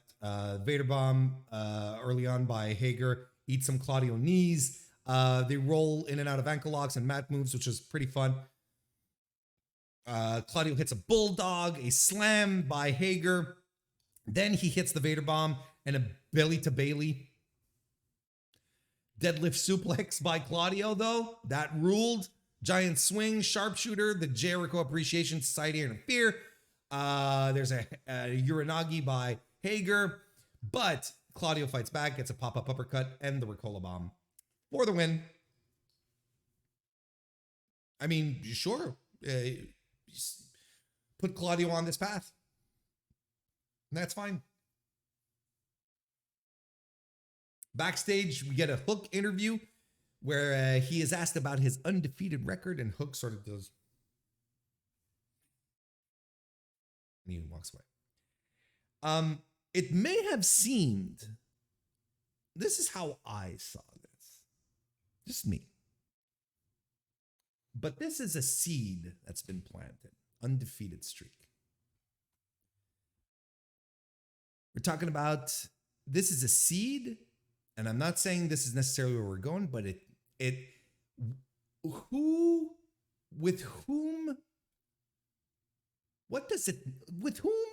would it matter to have Hook fight for an undefeated streak and so on? I think they might just have planted a quick seed right then and there for Hook versus Wardlow. I think that might be where we're going. I'm just putting that out there. Doesn't mean I'm right. I've been wrong before, but it felt very deliberate. And I think there's a reason for that. Maybe Wardlow. We get a thunderstorm promo that is interrupted by Britt Baker and Jamie Hayter, who are carrying a sandbag because of all the stuff, all the chat, the chitter chatter around Thunder Rosa sandbagging her opponents. I don't know. but I get it. Then we had Serena Deeb defeating Anna Jay. This was fine as well. You know, I think it had a bit of some rough moments, but definitely the final third really started connecting. Serena tries to pick Anna apart throughout the match, of course. Anna hits a flatliner, goes for a Queen Slayer. Deeb dives to the floor, hits an over the rope neck breaker, and grapevines Anna Jay's leg as well. Anna Jay hits a release Northern Lights suplex. Serena Deeb does this really neat little sit down submission where she's literally sitting down, like on her face, cutting off her breath, and starts pulling back on the arms. Pretty fun. Serena Deeb is able to get out of the Queen Slayer, but Anna Jay cannot escape the Serenity Lock. She taps out, but Serena Deeb is not letting go. So Mercedes Martinez runs in for the save to continue building towards their match at Death Before Dishonor. Mercedes Martinez versus Serena Deeb for the Ring of Honor Women's title. Jade Cargill and the baddies are interviewed backstage. She and Kiera Hogan are, again, talking shit about Lila Gray. Stokely Hathaway says that Stokely is for the baddies, just like Wu-Tang is for the children. And at that point, the show peaked. That's all I needed. That's all I needed. Jay Lethal interrupts commentary to cut a promo. How he's going to take the TV title off of Samoa Joe, and I cannot wait for this fucking thing to be done. I cannot wait, and I understand that Samoa Joe he's injured, and they're saving him. They're making sure he's going to be okay for Ring of Honor. Like, I understand all of it. I understand every single bit of it. I understand the logistics, but every fucking week, every show, I feel like there's Jay Lethal promos on Dynamite and Rampage. You know, every week, was it Samoa Joe, and it's always the same thing because they're not doing anything. They're not even having fucking Jay Lethal wrestle. Like, there's nothing going on. I am so done with this. Let's get it over with. Put the TV title on Jay Lethal. Let's whatever. Let's just get this done. Ty Conti visits Anna Jay in the trainer's room, and she tells her that she needs to, that Anna Jay has to start reevaluating her career, making better choices for her career. I don't know exactly what that means. She says, look, I like you, Anna, we're friends, but you need to start making better choices. I'm like, oh, okay, you know, been hinting at the Dark Order, you know, what's the next step? What are we doing moving forward on BTE this week? Anna was saying, you know, I miss beating Stu up, you know, maybe there's not much left for her there. And our main event, Keith Lee and Swerve Strickland defeated Team Taz, Powerhouse Hobbs and Ricky Starks, and the Young Bucks to become the new AEW World Tag Team Champions. This match started off on a nice little medium simmer. I'm talking about cooking a lot these days. Nice medium simmer, and then it really started cooking. Then it really started sizzling. Nick and Ricky Starks do some rope walks, right? And they get face to face with each other, and they just slap the taste out of each other. Locomotion Northern Light suplexes by Matt. There's some great double team action by Ricky Starks and Hobbs as well. And that frog splash by Hobbs. Jesus. Just fantastic stuff. Double team cutter by Ricky Starks and Hobbs as well. Super kicks by the Young Bucks. Can't put Keith Lee down, so Ricky Starks comes in to help. They triple super kick him, but then Ricky Starks eats a super kick of his own. There's a bit of a super kick party going on. There's a ref bump, and everyone is trying to use the belts as weapons, right? Swerve even teases belting Keith Lee. You're like, oh, is he gonna do it? No, but he doesn't do it. The Young Bucks low blow Swerve and crack everyone over the head with the belts. There's a BTE trigger, but Starks breaks up the pin. Keith Lee interrupts the Meltzer driver. He and Swerve hit Swerve in Our Glory, but the pin is broken up. Hobbs starts spine bustering everyone, just handing out spine busters like he's Oprah in Cars. Just everyone, and he's piling the bodies up. Just fantastic stuff. What a great, great power spot for him. Great spear by Ricky Starks. Also, at this point, Lee grabs Matt's shoe and starts doming everyone to the floor. And as someone on Twitter observed, every time Matt Jackson loses a shoe in a match in AEW, they lose the match. Every time he loses a shoe, they lose the match. Interesting.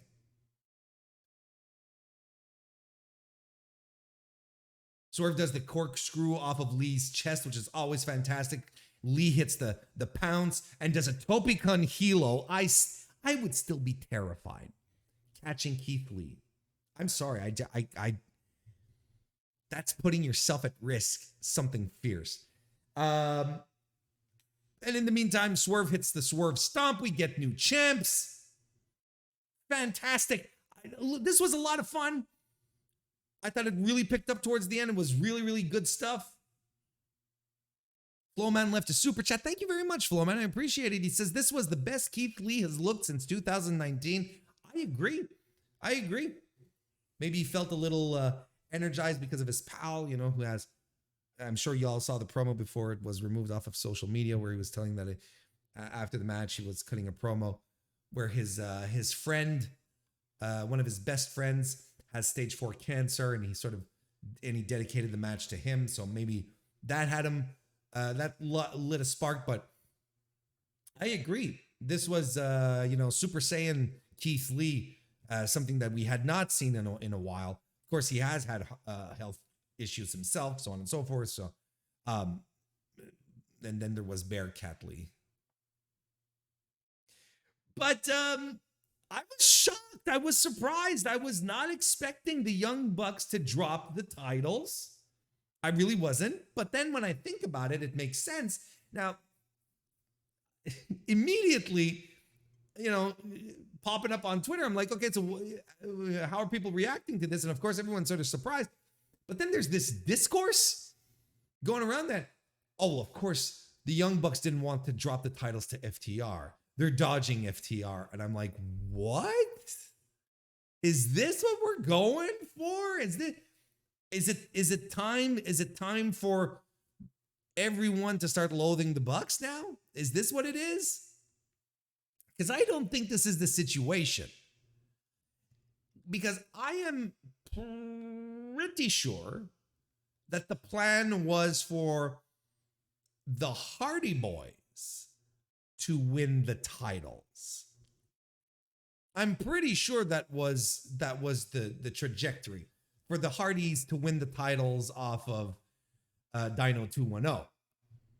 And when the stuff happened, I think they veered course and were like, look, we're going to put them back on the Bucks and we're going to drop them.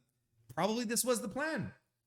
Get them on the Hardys for a short run and then give them to Swerve and Keith Lee, because I think this title situation will probably aggravate Swerve's inevitable turn at this point. It feels right. At this point, it's all a question of when, because now they're teasing it, but it's not happening. So I think this is a resetting the course. Put the belts on the Bucks. The Bucks are going to win. That's fine. And then get them on to the belt. Get the belts on to the team that we wanted moving forward here. I mean, I still would have preferred the Bucks heading into All Out with the titles, fighting FTR for all of their titles, like a winner take all type of situation. That would have been climactic. That's not what we got. Oh well.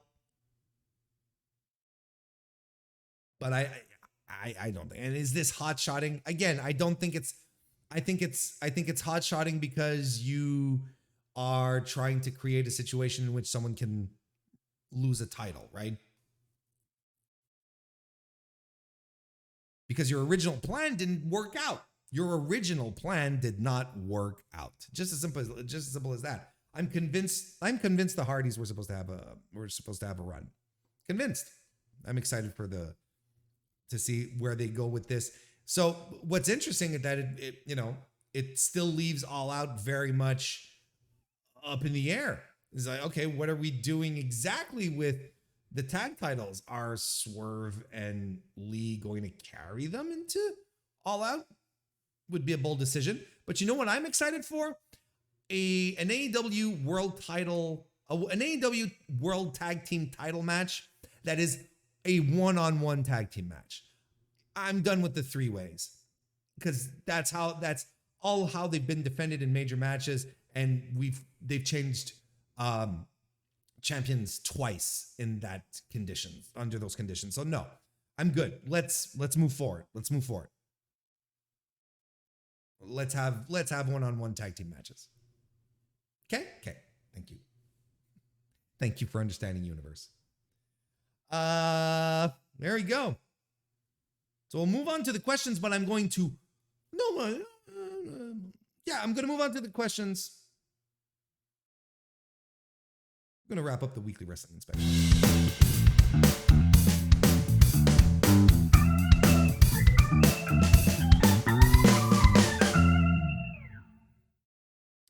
All right, let's do a little question and answer period. The members have left a few questions in the Discord. They've supplied me with just a couple of questions. If you're watching live right now and you would like to add a question, just drop a super chat. Go right ahead right now, and I will read your question. Again, like I said, just no personal questions. Let's talk about wrestling, especially if it's stuff going on right now. But let's head into the Discord here and ask and see these questions here. First of all, Flowman left a question. Says, why don't you review NXT 2.0? It's a bit of a meme on the Discord. Not gonna lie. I don't review NXT 2.0 because I am a casual viewer of NXT 2.0. Which is exactly the type of audience the WWE wants, right? They want those intangible casual viewers like myself. So there you go. But quite seriously, I think I've talked about it a couple of times, but NXT 2.0 is not for me. It is not a program. It is not a wrestling program that is designed for my taste. So I'm not gonna push it. I'm not gonna pretend like I'm enjoying it, because I don't. I see utmost levels of.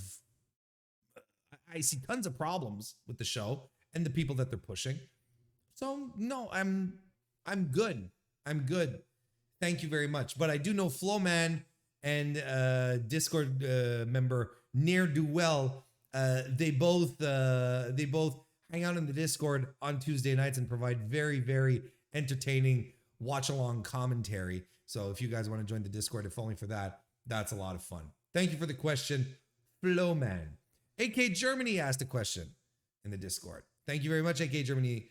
It goes like this. Now that Stardom talent might be available for AEW, how will this play out with the existing TJPW relationship AEW has? Can those Japanese promotions coexist in the AEW galaxy? Thank you. Thank you for the question. I think that's a very, very good question. One that I've been thinking about quite a bit. Because right now, all these partnerships, all these partnerships, and we're talking about TJPW and Stardom, but it could also have an impact on the relationship with DDT, because these are all promotions that are related. Like, these are connections that Kenny Omega had and activated with and activated to get some of the cyber fight talent, right? Because TJPW, AEW, and DDT are owned by the same parent company. So yeah, technically, right, if Stardom talent and New Japan talent are also trying to come in. Well, that's it might not go as easily hand in hand, right? We don't know. I mean, these might have also been promotions, matches that that AEW and TJPW had already set up, for a while, sending Thunder Rosa over there. But here's something that I think that is interesting to think about. Think about how much of an imprint AEW has for these promotions to enter North America. I'm talking about the Bushiroad promotions and the Cyberfight promotions, without either or going, well, if you're going to have matches with these people, we're going to pull out, kind of thing. Because despite the fact that there's a DDT wrestler on Excursion who is having high-level matches on AEW television, despite the fact that TJPW talent has been featured prominently there, New Japan was like, yeah, let's co-promote a big show. Yeah, let's do it. And we'll send our talent beforehand, and yeah, let's do it. Oh, and we'll send some Stardom people too down the road as well. So to me, I think it's much more interesting to think that, AEW might be in this position of power, having the higher ground, I guess, in this position where they're like, look, if you guys want to come into North America and get exposure on TV quickly, you're not going to get it with Vince and Bruce. You're going to get it with me. And my audience there's a lot of crossover with yours. This can translate into subs, into interest, into, whatever, eyeballs on your product. And both of them are playing ball. Both of them are like, sure, okay. Yeah, but we haven't heard anything about New Japan going all grumble. Maybe they're like, hey, you know what? Don't do anything with Noah. Maybe. We don't know. But I think it's interesting. I think it's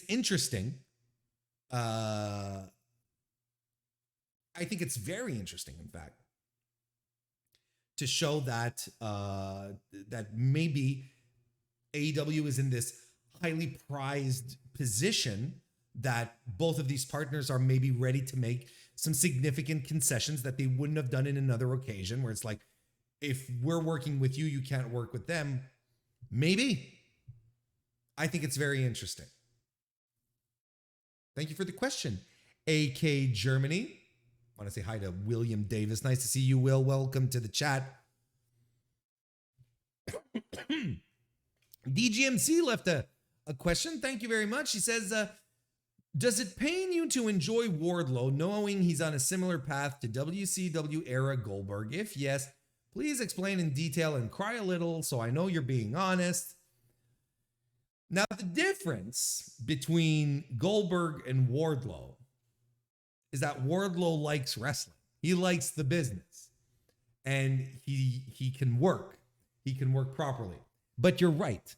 He is going down a very, very, very similar path where Goldberg won the US title. That was his first championship, right?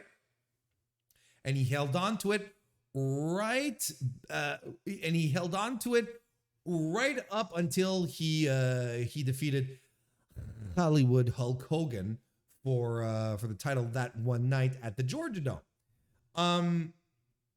So yeah, I'm kind of I definitely see the parallels, but Wardlow's working in these matches. He's not just coming in doing no selling spear, jackhammer, pin. He's actually going forward in it. So the comparisons to Goldberg, DGMC, are we're gonna pull back on him a little bit. We're gonna calm your tits, DGMC. We're not going that far in. The path is similar. I'm not saying it's completely dissimilar, but it is nonetheless it's close. The path is we're not completely off track here. But I can absolutely, definitely, 100% tell you with very much confidence that this has been much better. Wardlow is a much better wrestler than Goldberg ever wished he was. More complete. Yeah, but he's being built the same way, like a destroyer, undefeated streak, so on and so forth. Absolutely.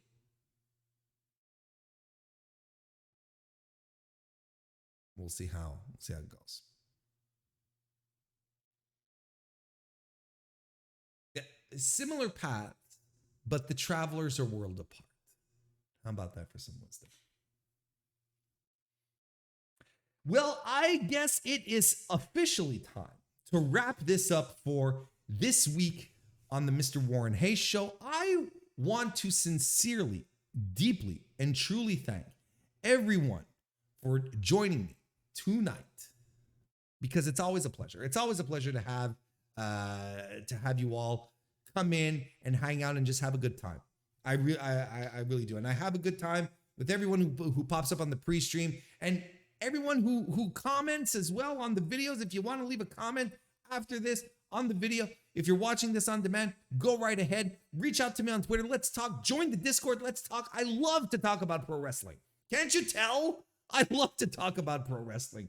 So thank you very much for joining me. Look, if you're still on the fence about becoming a member of the Mr. Warren Hayes Show channel for such a tiny amount here, I think this is the good time to do it, because in a couple of days, we're going to be live watching the A&E Goldberg documentary, members only. It's going to be a members only stream. We're all going to get together. We're going to watch it together. And if you want to see me get super infuriated over Goldberg nonsense, it's the place to be. We'll be doing that on Sunday, and it'll also be a nice way to show some support for the show as well. So please come join us. Become a member of the channel. I appreciate it a great deal. Otherwise, don't forget, my G1 coverage is coming up as well. It's going to be a busy period. It's going to be a busy time, but you know what? I prefer to be busy than the opposite, and I hope you guys will be around to enjoy it. Enjoy me being busy. That'd be great. So there you go. Once again, thank you everyone for joining me tonight. Have a great rest of your week, and I'll see you next time.